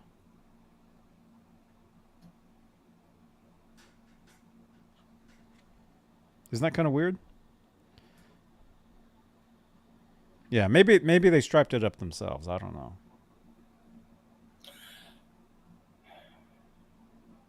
I got to say about Chris King's guitar, that threw me for a loop because he has a guitar with a Striker plate that is not made of plywood, but it was made very late in Kramer's history, and I think maybe it was an attempt to make Striker a more quality guitar.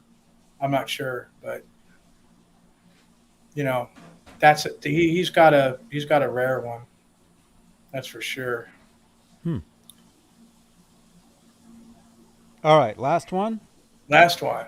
Speaking of rare, this says rare. When you get your sandwich at Jersey Mike's, do you tell them you want it rare? No. I don't even tell them anything.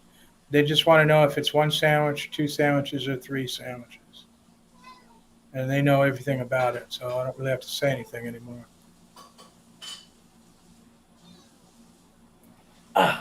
Boy, she won't let me catch her. Yeah, this is interesting. And I consulted with Johnny on this too. We did? Yeah. Rare vintage Kramer Voyager guitar body. Rare blue. 3 hamburgers. Oh, humbucker. I'm so hungry. Thanks, Jeff T. Happy Friday. I appreciate that. Thank you, Jeff T. This has a lot of questions, okay? And I went a couple different ways on it. And I've come up with what I think happened. Should we read the words or not? Yeah, go ahead and read the words. Okay, you guys, there's words here. Here's a vintage Kramer Voyager guitar body. This is the rare blue one. You're supposed to shout caps. The body weighs 3.9 pounds and has 2.25 inch, 2-inch, 1/4 neck pocket. Is that right? Am I reading this correctly? 2¼ inch neck pocket. Oh, the body shows wear on the points and has some scratches and dings, but it is solid and has no mods or wicked damage. It has a typical neck pocket crack on the bass side, but it is quite minor. Includes electronics cover and spring claw. No other parts are included. Would make an awesome project. I am not sure what kind of wood it's made from, but Robbie knows. Yes, It is not cheap plywood. It is a solid body. Wade has a question. He refretted his pacer with Dunlop 6000 frets. Did he make a mistake? Wade, if you're going to play that guitar and not sell it, and you like it, then that's great. You did not make a mistake. If you're looking for a collector's value, then that could bring the value down some, but not a whole lot. So I would say probably not. If it really needed the frets, you had to do it. You didn't have, you didn't really have a choice. And if you're just keeping it and playing it, then more power to you, brother. Yes. Sorry, Johnny. Mike Ulster's wondering if it's Alder. We'll get into this. We're going to get into this a little here. I'm sorry, Johnny. You were reading words. Sold as is for parts repair. Thanks for looking. You're welcome. Okay. I would say original paint. I would say, okay, what are they saying? They're saying it's Voyager. They're saying it's Voyager. What are you thinking? It's a Focus? Well, this is where we get real iffy. Because the Focus, the later Focuses were this too. I had Stop on that picture. Do you see the hole for the jack plate? Back off. I see it in the reflection. Yeah, you'll see it. Bring it up a little more. Yeah, it's right there. Oh, you can see it without the reflection. Yeah, there we go. Well, yeah. There it is. All right, so that not only, and now I might be revising my opinions, because Focus had the jack plate. Kramer did not. Kramer had a barrel jack. Now, looking at the paint residue on the inside of that hole makes me think that hole was not drilled later or the paint was done after. If it's original, that's a Focus body and not a Kramer, which tanks that money. That tanks the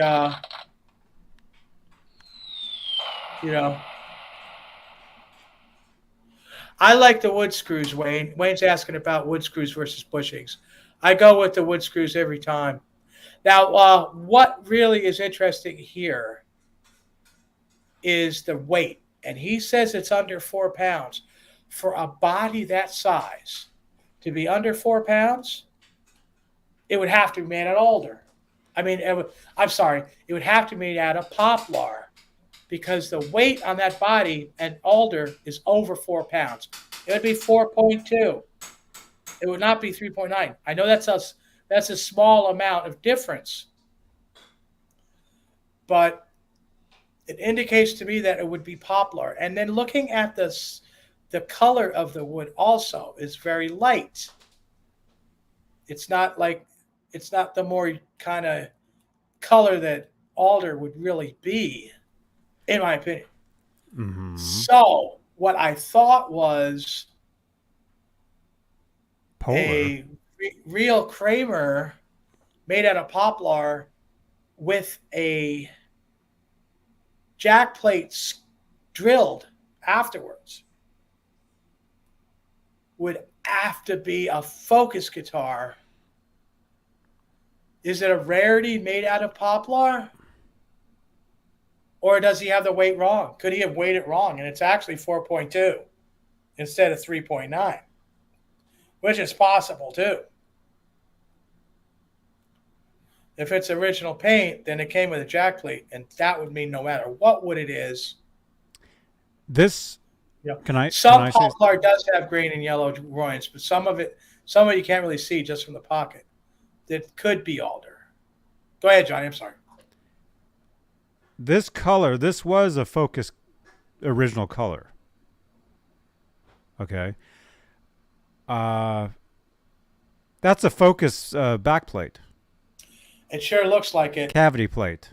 Look at the size of the screw holes. Yeah. This I think this is a Focus. Oh, Larry, Kramer and ESP never used basswood. It's absolutely not basswood.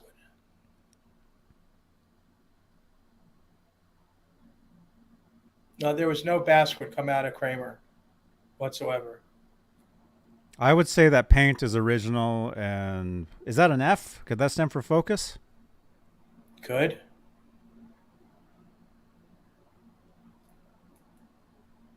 Okay. Vintage Kramer Wow. Voyager. Yeah, I mean I think it's a Focus, and they think it's a Voyager. Right. I think That's what I'm thinking. I'm going with that. When the current Kramer, quality compared to these originals, it's night and day. They're totally different things. They really are. Tyler agrees. Yeah, no basswood on vintage Kramers. If you get into 88 or 89, I'm not sure. I wasn't there then. I did not believe. But when I was there, they didn't. He was there. Nothing basswood ever He was there. came out of the good years, the ones you want to buy at any rate. Mm-hmm. That's Ryan, right. you got I your was mug there. Wednesday. Congratulations, man. Ryan got his Ned the Cat mug, which you Cool. guys can get. There's a shelf at the bottom of this video. You'll see a merch shelf. You can buy things here. Merchandise. Cups. Caps. Shirts. Probably other stuff too. What do you think? That was cool. We got through it all, man. Yeah, actually we skipped Thank a you. couple. Thank you. But Thank we you, have to go. We can Thank you, save them. everybody. Thanks, everybody, for staying and watching. And I And appreciate tomorrow. everybody. Don't forget about tomorrow. Well, Where- tomorrow we'll have 40 Grit and we'll have Ron Gunner. We might actually have somebody else too. Ooh. Ron Gunner might be bringing a friend too. It might be a full house tomorrow. Tune in. Saturday night. The video is not there yet because they were having problems with anyway. The video will be there in a little bit. So make sure you guys tune in tomorrow night, Saturday night, 11 p.m. Eastern, 8 Pacific, right? Yeah, that's true. Phone a friend. Yeah. Give us calls on this show. You guys can call us while we're live. 415-952-3263. That guy called us earlier. Barney Toffin or something. The Ned lunchbox. The Ned doll. The flamethrower. The Ned flamethrower? Yeah, pretty soon. You guys can get all that stuff. And you guys want it. The Robbie Stingle autographed photo. Although Robbie has to actually send those out to you because I don't have any left. Oh, yeah, that's going to happen.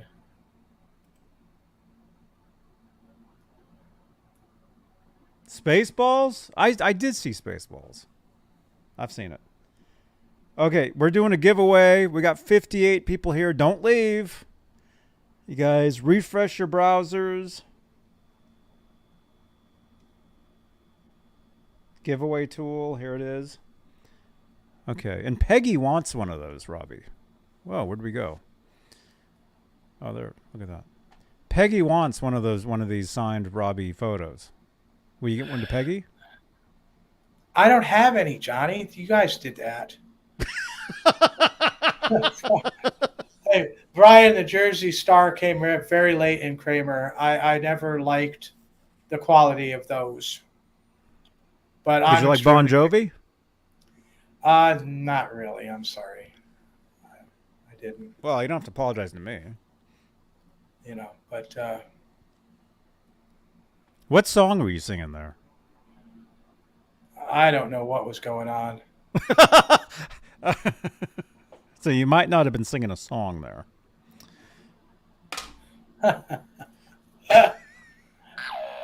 I'm not sure, Johnny. I wouldn't know. I might have been.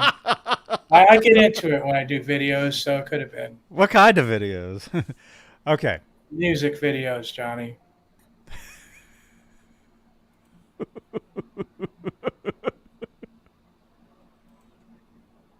And that is autographed. Look at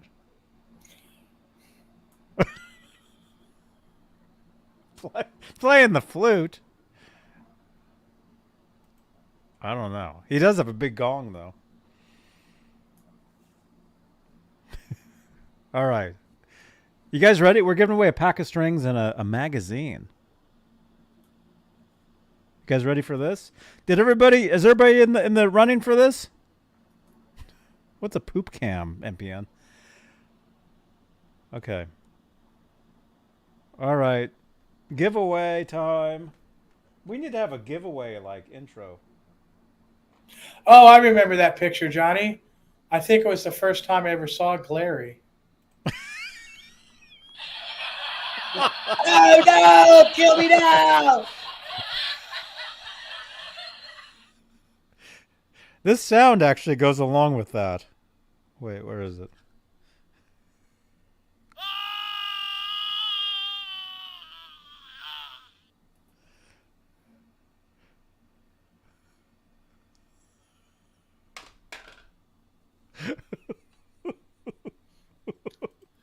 Careful, Johnny. You don't want me to play my guitar. No, we don't. Yeah, tune in tomorrow to hear Robbie's latest song that'll be written tomorrow.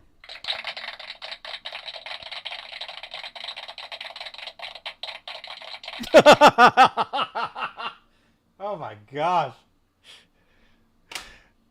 Okay. Can we get a caption, actually? Does anybody want to screen cap this and caption this? Caption this photo. That's a good contest. Caption this photo. Text it in to the number you see on the screen.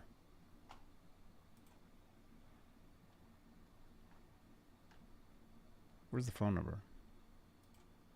There we go. If you can catch it, caption this.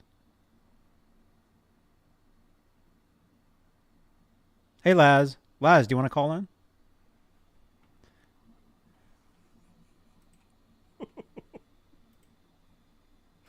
I have to go because I have to eat dinner now. All right. You ready?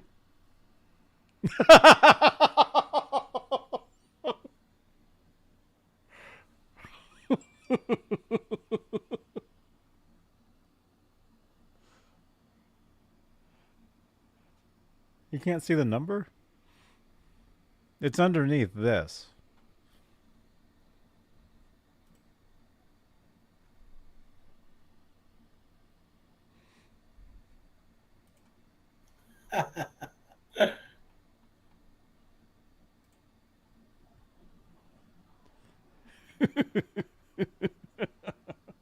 Yeah, that's when he heard the guitar was plywood.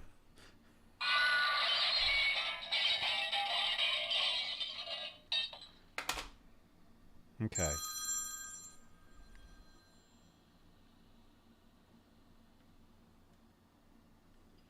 Hello, you're on the air. Oh, so I'm calling. What's up, Robbie? It's Laz. Who is Hey, this? Laz. Can you hear me? It's Kurt with a C. Who is this? Kurt with a C. It is? No. You called earlier. Yeah, that was very topping. What? That wasn't you. I'm on the bridge in the Franken van, and that's why you can't hear what I'm saying.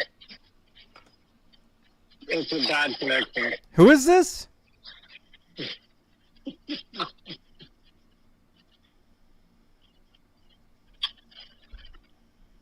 It's Laz. Can you hear me now? Hear me now and talk to me later. Can you hear me now? Hello? Can you hear me? I can hear you. I don't know if you can hear me. I'm driving across the bridge right now, so that's probably why you can't hear me. And I still called.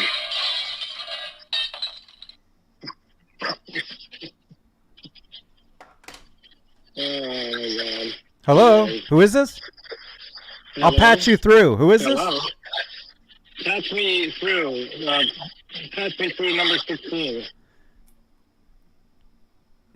Do you want fries with that? Over. Yes. Make it animal. Robbie, single the animal style, please. Make it Robbie single style. That's how I like my fries. Robbie single style. All right, I'm going to hang up. There's no point to this. Hello? Hello? Who is this? It's Laz in the Clinton van. We're going across the bay. What's going on? I'm on the Bay Bridge. I'm not the Bay Bridge. I'm going across the bay on the Hayward Cemetery Bridge. You're going across a bay? Yeah, I visited with my aunt after the work I was doing today in Santa Fe. And so I'm heading home after having dinner with my aunt. We had cuppa chow. Did I send you a picture? A picture? A picture of the. You want a puppy chow. picture? We have pictures of Robbie autographed. I saw that, even though I'm driving. It almost drove me off the road.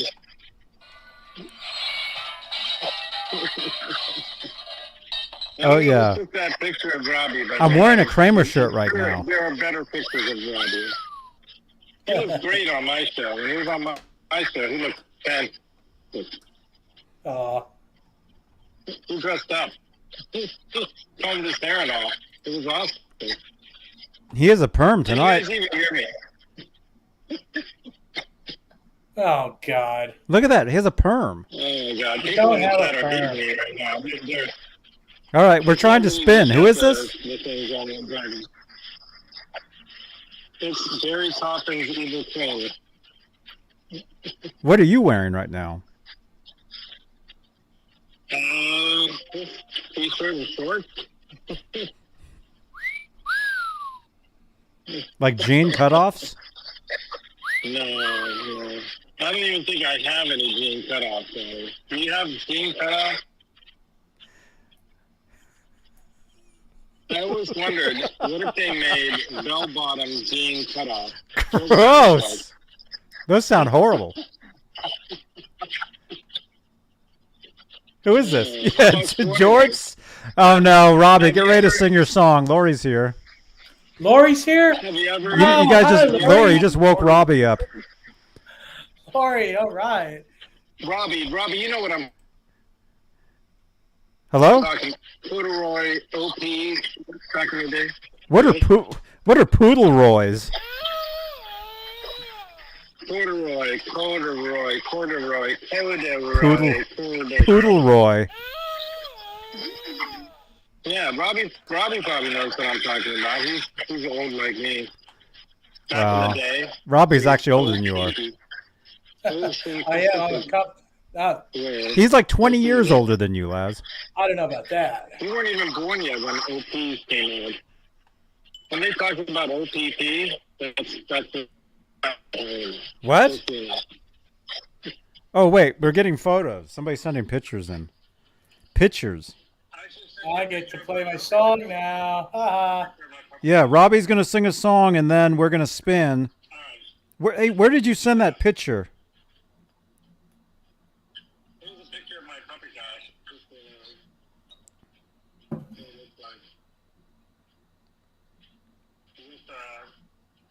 Wait, who just sent that? Famous cucumber salad. I don't want to see your famous cucumber. There you go. You don't want want to see my cucumber salad? I don't want to look at your cucumber. Wait, Larry, did you send a photo? Wait, there's a Oh, I there's made a it to piece of, Hayward. I'm in Hayward now. wait, there's a chicken. There's a chicken in that. Oh, that actually doesn't. Sorry, I man. don't know. We killed the family. Just about some of the family now. How does this look to you guys? I mean, yeah, I don't know. I don't know, man. And what? Oh crap, Laz, what is this? Should I hang up? What? Ask the cat. Do a poll. Should Laz hang up the phone? Do you guys want Laz to hang up? Simple poll. Yeah, I should do a poll. Ask the cat. Wait, somebody else is calling. Let me take another call real quick. Hang on. All right. Call from Wayne. Hello, Wayne. Yeah, hi, sir. How are you? Good. How are you doing? Right. I just wondered if I messed up my pacer by putting those bushings in instead of having the old wood screws for the bridge. I don't know if you messed it up. I mean, it's. Can I probably go back and replug it? I mean, I got the old bridge. I actually put an upgraded bridge on it, a hardened steel one from, I think, the company in Germany made the original ones any old ways, didn't they? Because they look the same. Still have the same fine tuners. What do you think, Robbie? Well, like I said before, And I messed if it you're up, Rob. keeping And it, what about the fret job I did? It's a nice fret job, Yeah. but yeah, well, if could you're I get keeping another it, it neck, don't you think, matter. and just try to make it original to make it, like, put it away in pretty package so that it's worth something? Well, if you're going to, that's not necessary. Maybe. Yeah, Kubrick lovers here too.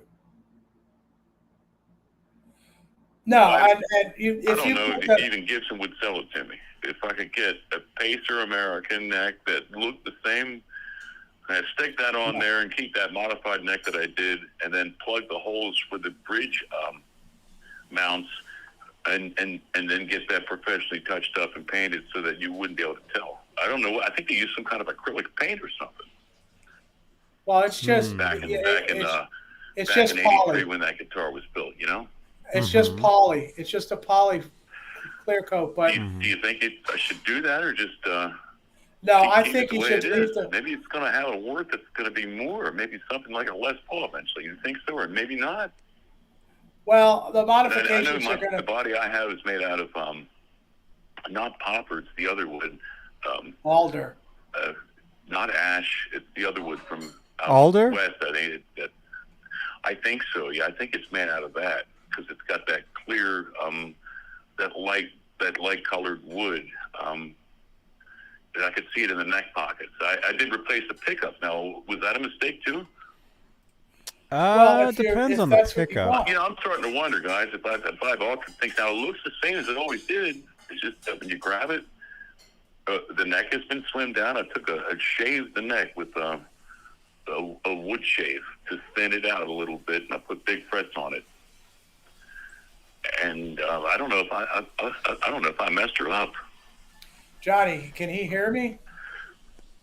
No, he can't hear you. The new Johnny. Kramer necks that come from the Gibson factory would actually be a nice fit right in there. I don't even know if that would work. What do you think? Johnny, tell him if he's going Or to if they get a even neck. sell me one, you know? Yeah, tell him Do you Gibson think he would? parts are no good for that. Tell him that he wants to go to Stigatsu or These are important Kramer questions. Do you agree? tell him he wants to go to Stigatsu or Uplander for a neck. That's a Yeah. real Kramer neck. Have you heard of Stigatsu or Uplander? No, what is that? Some kind of movie that's coming out or what? You know, I'm an old guy that plays Slayer and stuff. I mean, even though they're gone, but they're not gone. They haven't died or nothing, and not that I know of. They retired. So what is that? It's an eBay. It's like an eBay store, and they sell like original parts that you can get.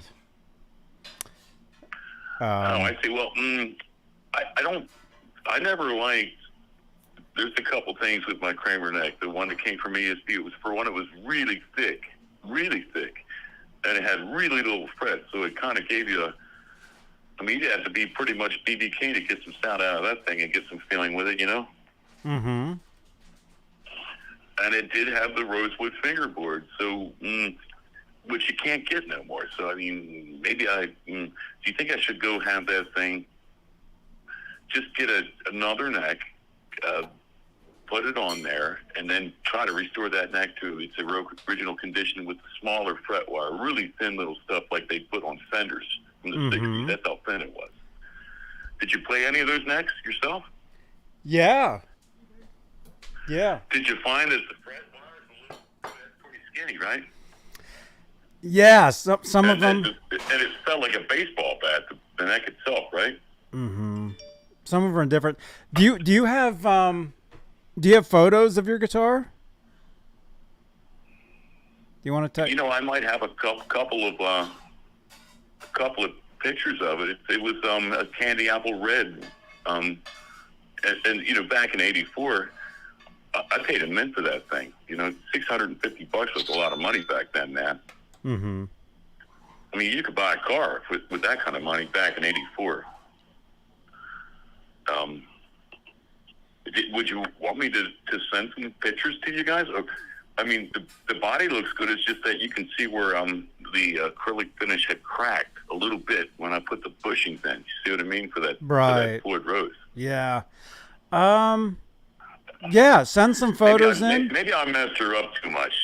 Maybe I don't know what I did. You know, I mean, I know Bob is probably an axe man himself and prefers certain styles on that, you know, and likes things to be original. And I didn't change the tuners. They were I don't think they were Spurtzels. I think they were Schallers.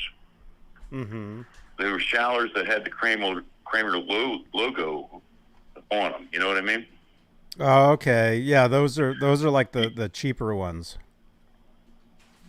Even on the Kramer American? If they said Kramer, right, Robbie?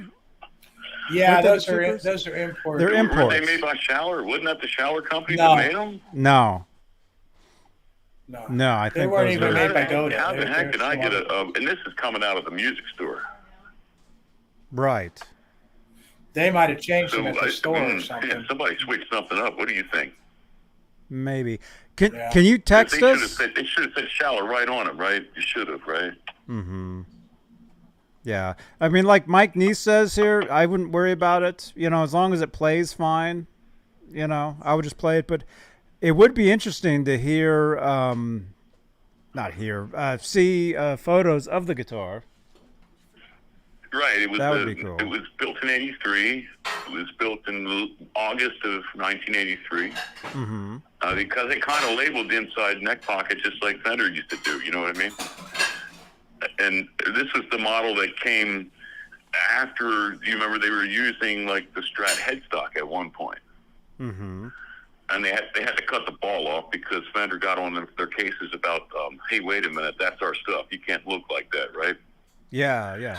So it looked like it might have been modified quickly by the Kramer company so that they could sell their product and not infringe on copyrights. Now the body design is very similar to a Strat, but a little thinner and a little shapier. The horn is a little skinnier. You know what I mean, right? Mm-hmm. So I still have the original pickups. I don't know who made them, Spurtzl or somebody, but they actually fed back. Yeah, I paid almost, I paid $650 for a guitar that feeds back, Mm-hmm. and I mean in an unpleasant way. You know what I'm talking about? Yeah.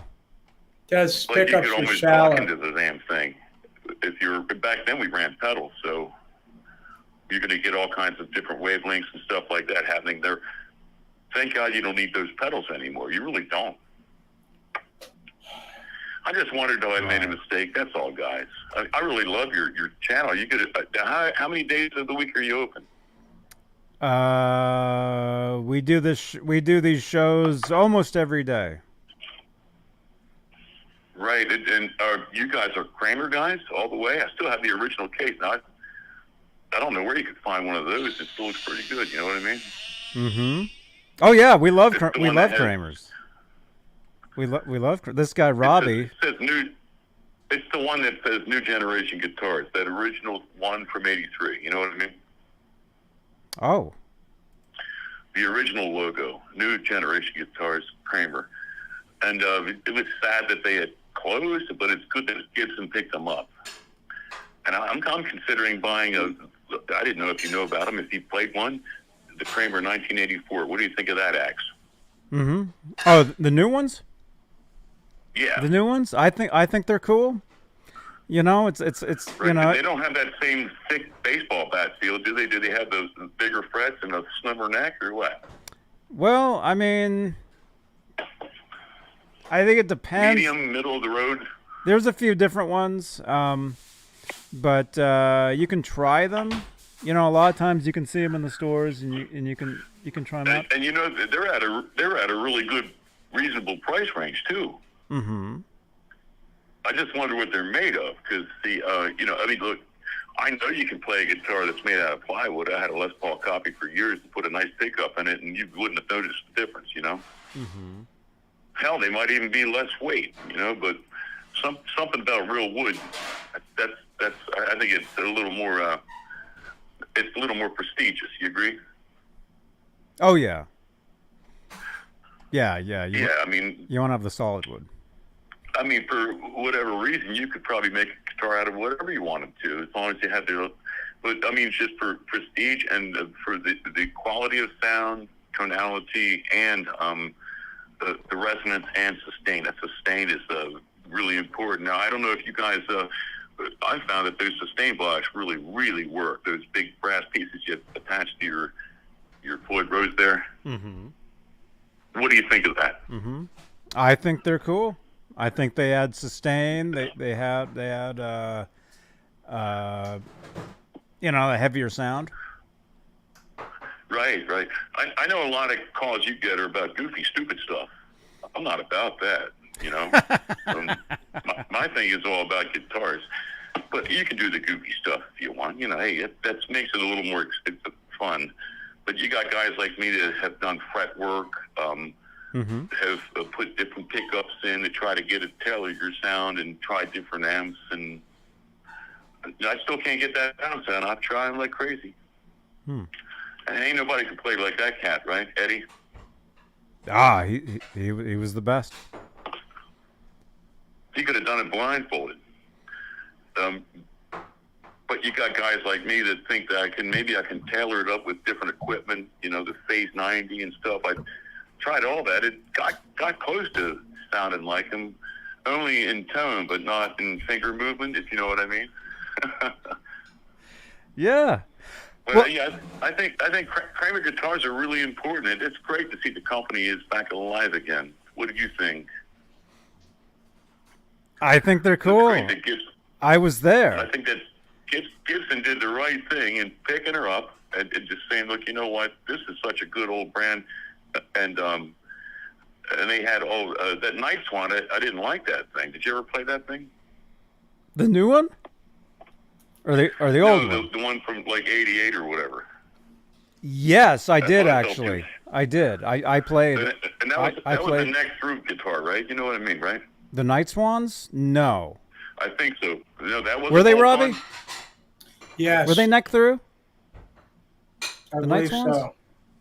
Oh, they No, were. Stage Glued Master. in or neck through. They The were Stage glued in Masters are whatever neck it through. was. The Night Swans were bolt on. The Night Swans were bolt on. Which Yes. one was neck through? Neck through was the Stage Masters. Yeah, maybe that's the one I played. And you know what? It felt like a really heavy version of the Gibson Explorer.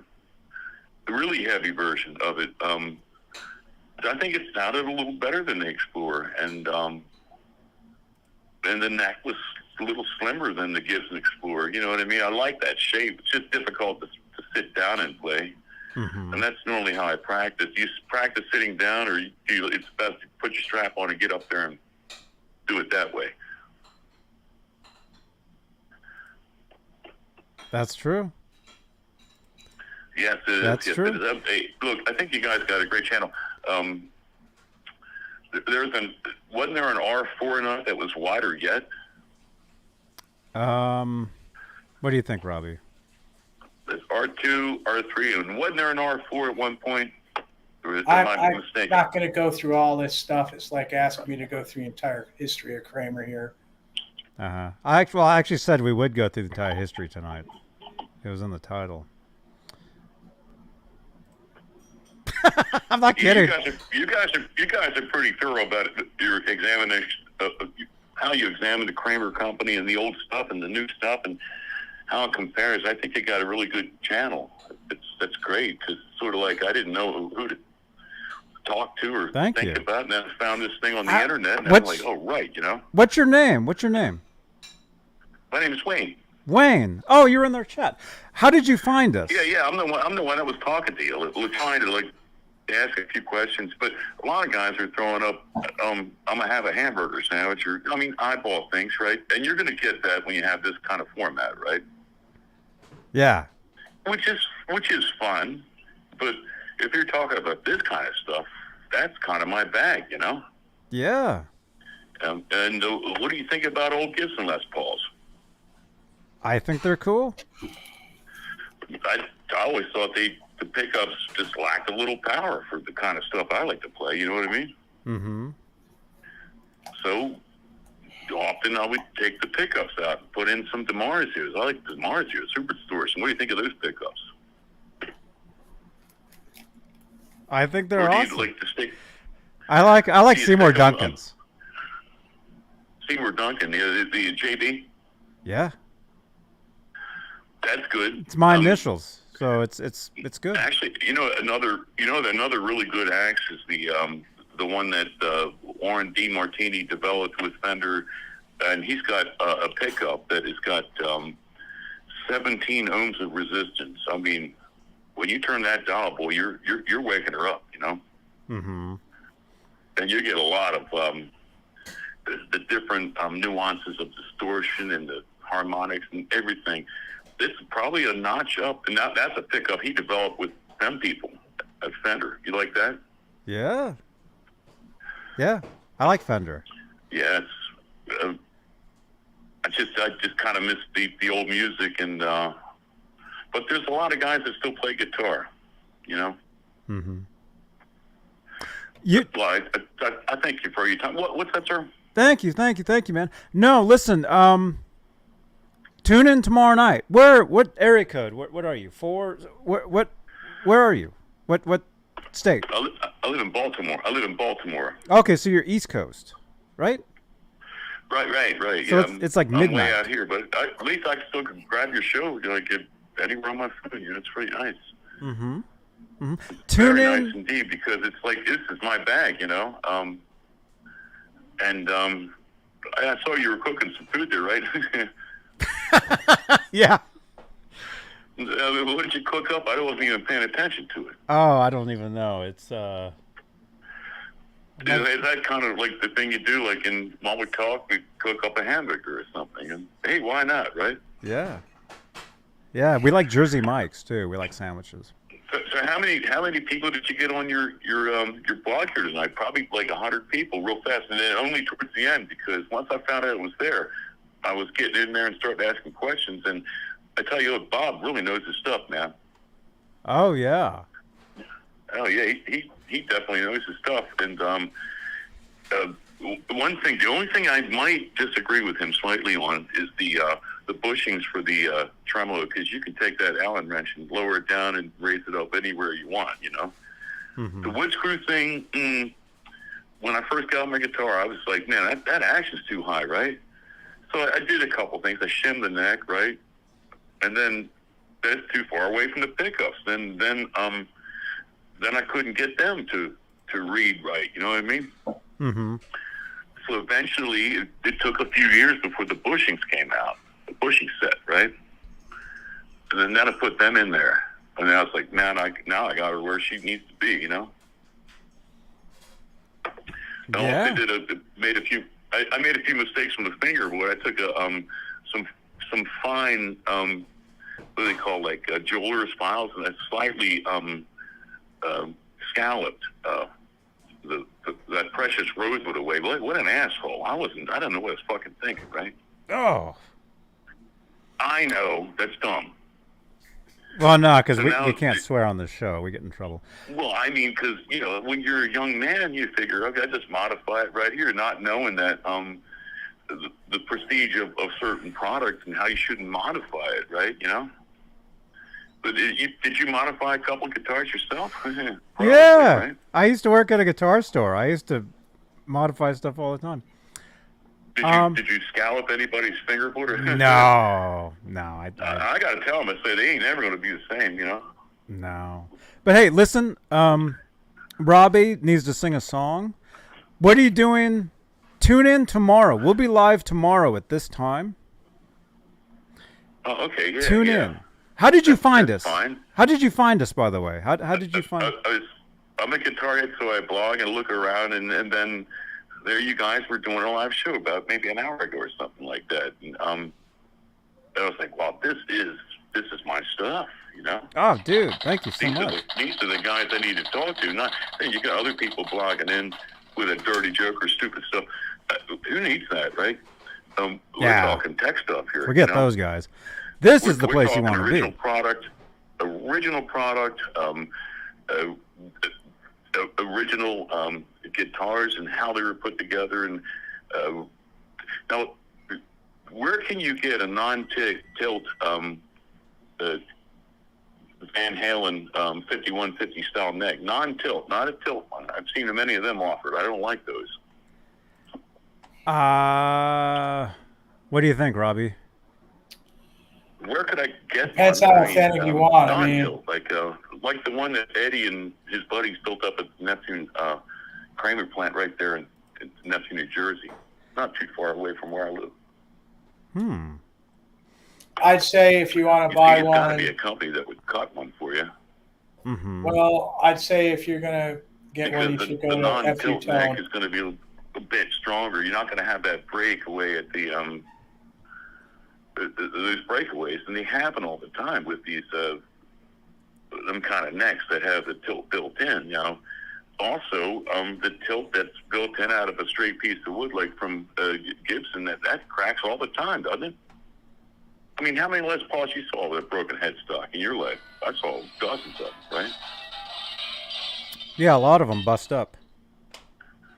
Yeah, because all they drop have to do is because you got that short grain, where the pressure point is. And I think the probably the strongest neck of all would be that original banana non-tilt neck, because you saw Eddie he terrorized that guitar, and it never messed up, did it?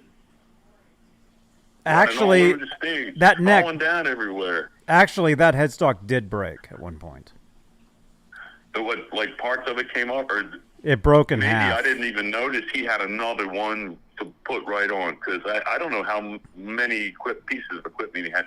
I know he had more than one guitar at one point, right? So Yeah, some it depends on the some of them year. cracked, like It depends on the year which guitar you're talking about. But he did have certain main guitars for certain tours. But if you're a Van Halen fan, and we actually talk Van Halen every Tuesday, where it's strictly Van Halen, yeah. Oh, that is great. You guys got an awesome little show there. Thank you. It's a Should be on TV, podcast. because there'd be a lot of heads like me watching that, Yeah, we appreciate you guys watching this because we figure like nobody's Yeah, watching and this. that's why you had like 100 people, and then you probably got more than 50 in that last hour that you were like up there posting, right? Yeah. Yeah, there's guitar heads all around, and I've always wondered if mahogany is better than maple, and you gamble things in your life, right? Is the mahogany neck better than the maple? Mahogany with a ebony fretboard, or just the hard maple that's got the skunk stripe. So in other words, the fingerboard, there's no separate fingerboard. It's drilled out the back, right? Mm-hmm. For the truss ride, and then the skunk stripe put in there. The way they built them there at that point.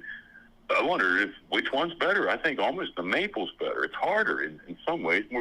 It's stronger, right? I think so. But it might not have the tone, right? Or what do you think? Well, I mean, a lot of it really depends on what amplifier you're using. You know, if Yeah, you, your pickups, your Yeah, bridge, I mean- bridge is. I'm a real big fan of putting that big old block of brass under that bridge there like that. You know, it's old school, but it does work, and it drives the strings. It keeps the vibration. It keeps your the harmonics high, and it keeps your density of sound, your saturated type sound that you want, and you have sustain like you wouldn't believe, right? mm-hmm. You have tone. Hey, you're a guitar head too, right? Somehow. Yeah, I've played guitar for years. I play guitar on Sunday nights on the channel here. Tune in, and I'm actually playing the guitar. No kidding. No kidding. Yeah. That is great.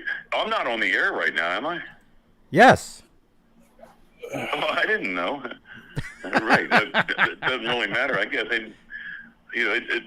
but at that same time, maybe other people can keep their ears out and listen to what I'm talking about.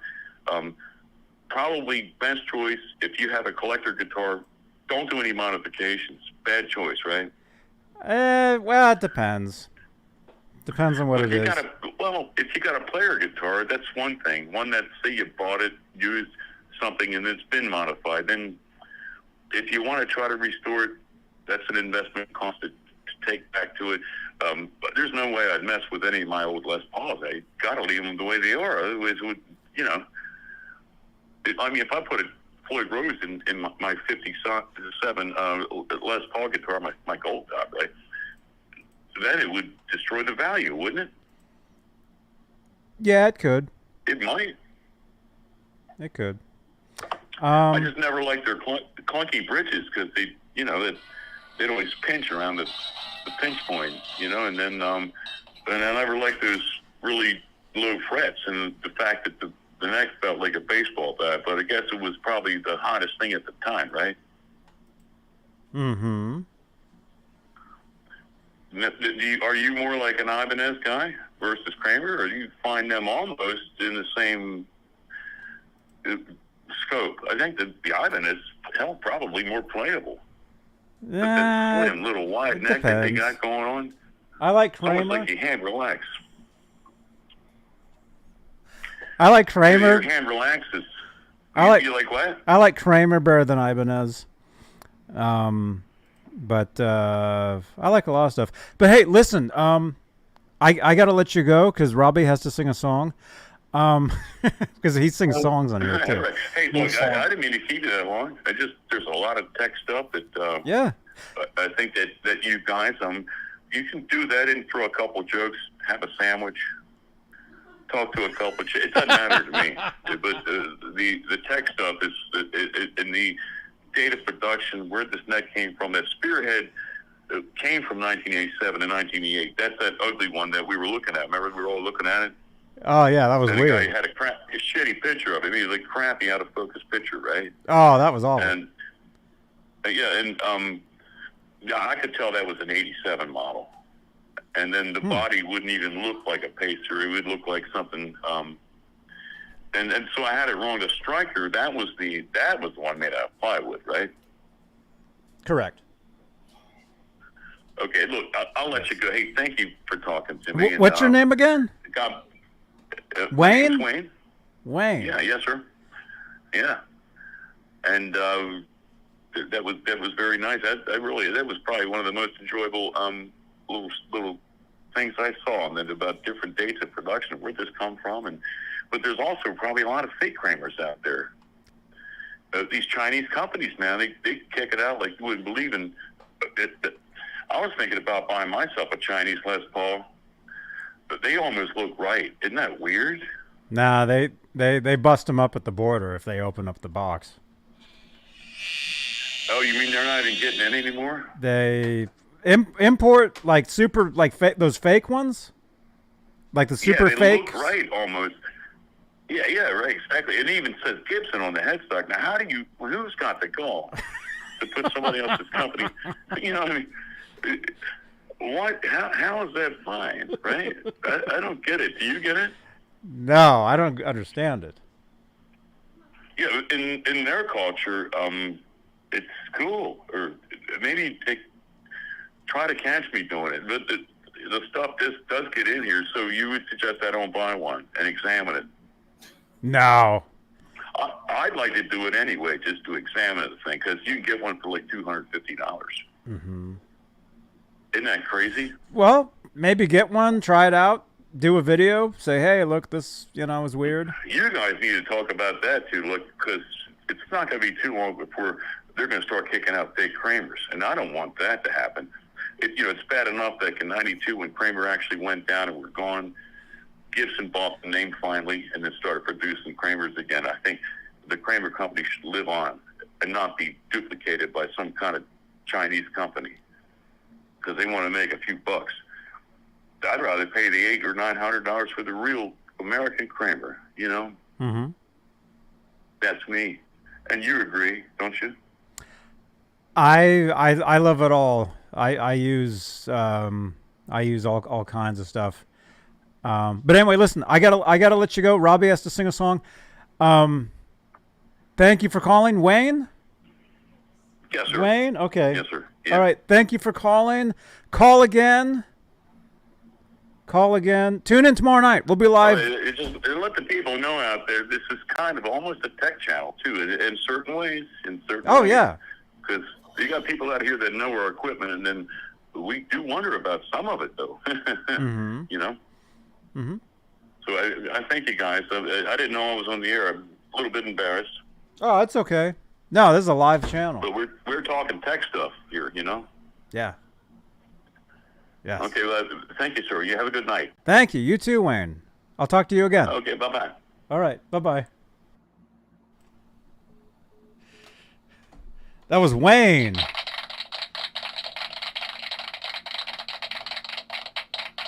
We've gone 2 hours over than I thought we would. Sorry, Laz. Call back. Just kidding, Robbie. Are you ready to sing? Lori left. Okay. All right, you guys. And yeah, my dinner is now ice. I'm having ice cubes for dinner. Laz, you're still on hold? Okay, the winner of whatever it was we were giving away, because I forgot, is...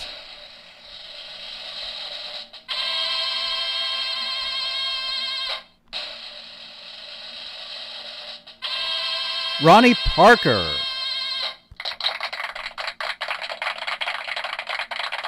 Is Ronnie still here? Ronnie, wake up. Actually, everybody, wake up. There you are. Okay, Ronnie, you won whatever it is I'm giving away. Oh, a set of strings and a magazine. Text me where to send. Ronnie Parker. Strings and Santa Cruz magazine. Yeah, and text me what kind of strings you want. 9s or 10s. Or 16s. Or 7s. Okay. All right. All right. Yeah, see, you take a live call, you never know, what's going to happen, or if it's going to eat up half an hour.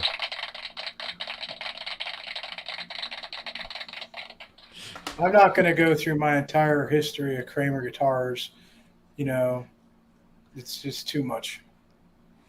I was there. I know all about it. You can guess all you want or have whatever opinion you want. That's fine. But like I said, I don't want to talk about this stuff anymore. I don't want to get into it. Mm-hmm. Okay. Is that it? You're not going to sing? No, Lori left like 45 minutes ago. I thanked her for trying. Well, it is midnight. It was nice of her to, yes, to try. Well, sing tomorrow. Sing 2 songs tomorrow. How's that? I don't know. Maybe if you guys mute, you guys are gonna have to mute. What? You guys are gonna have to mute when I'm playing. Mm-hmm. And I'll play electric guitar again, but The only reason I broke up is because they were talking when I was playing. So if they mute, I'd be fine with the interface. In case you thought I was clipping, I listened to it. Uh-huh. Larry wants Midnight Gone. It is Must midnight. Although we'd have to go another hour for it to be midnight for you, right? No, it's it's 11. I can gong. I can gong. You're gonna gong? All right, gong us out, and then I have to have dinner, and then I have to do some GTA or something. All right. All right. All right. Here's Robbie playing some gong, and then we'll see you guys tomorrow night.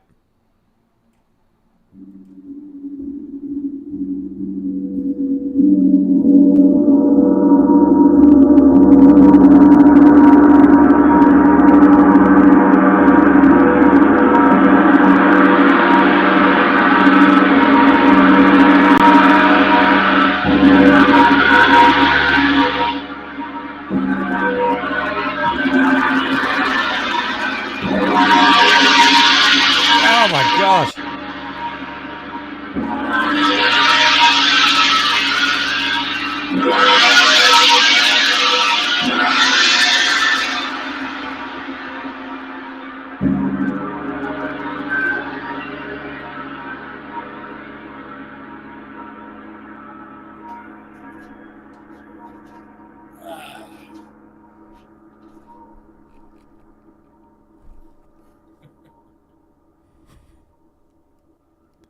All right. Good night, everybody.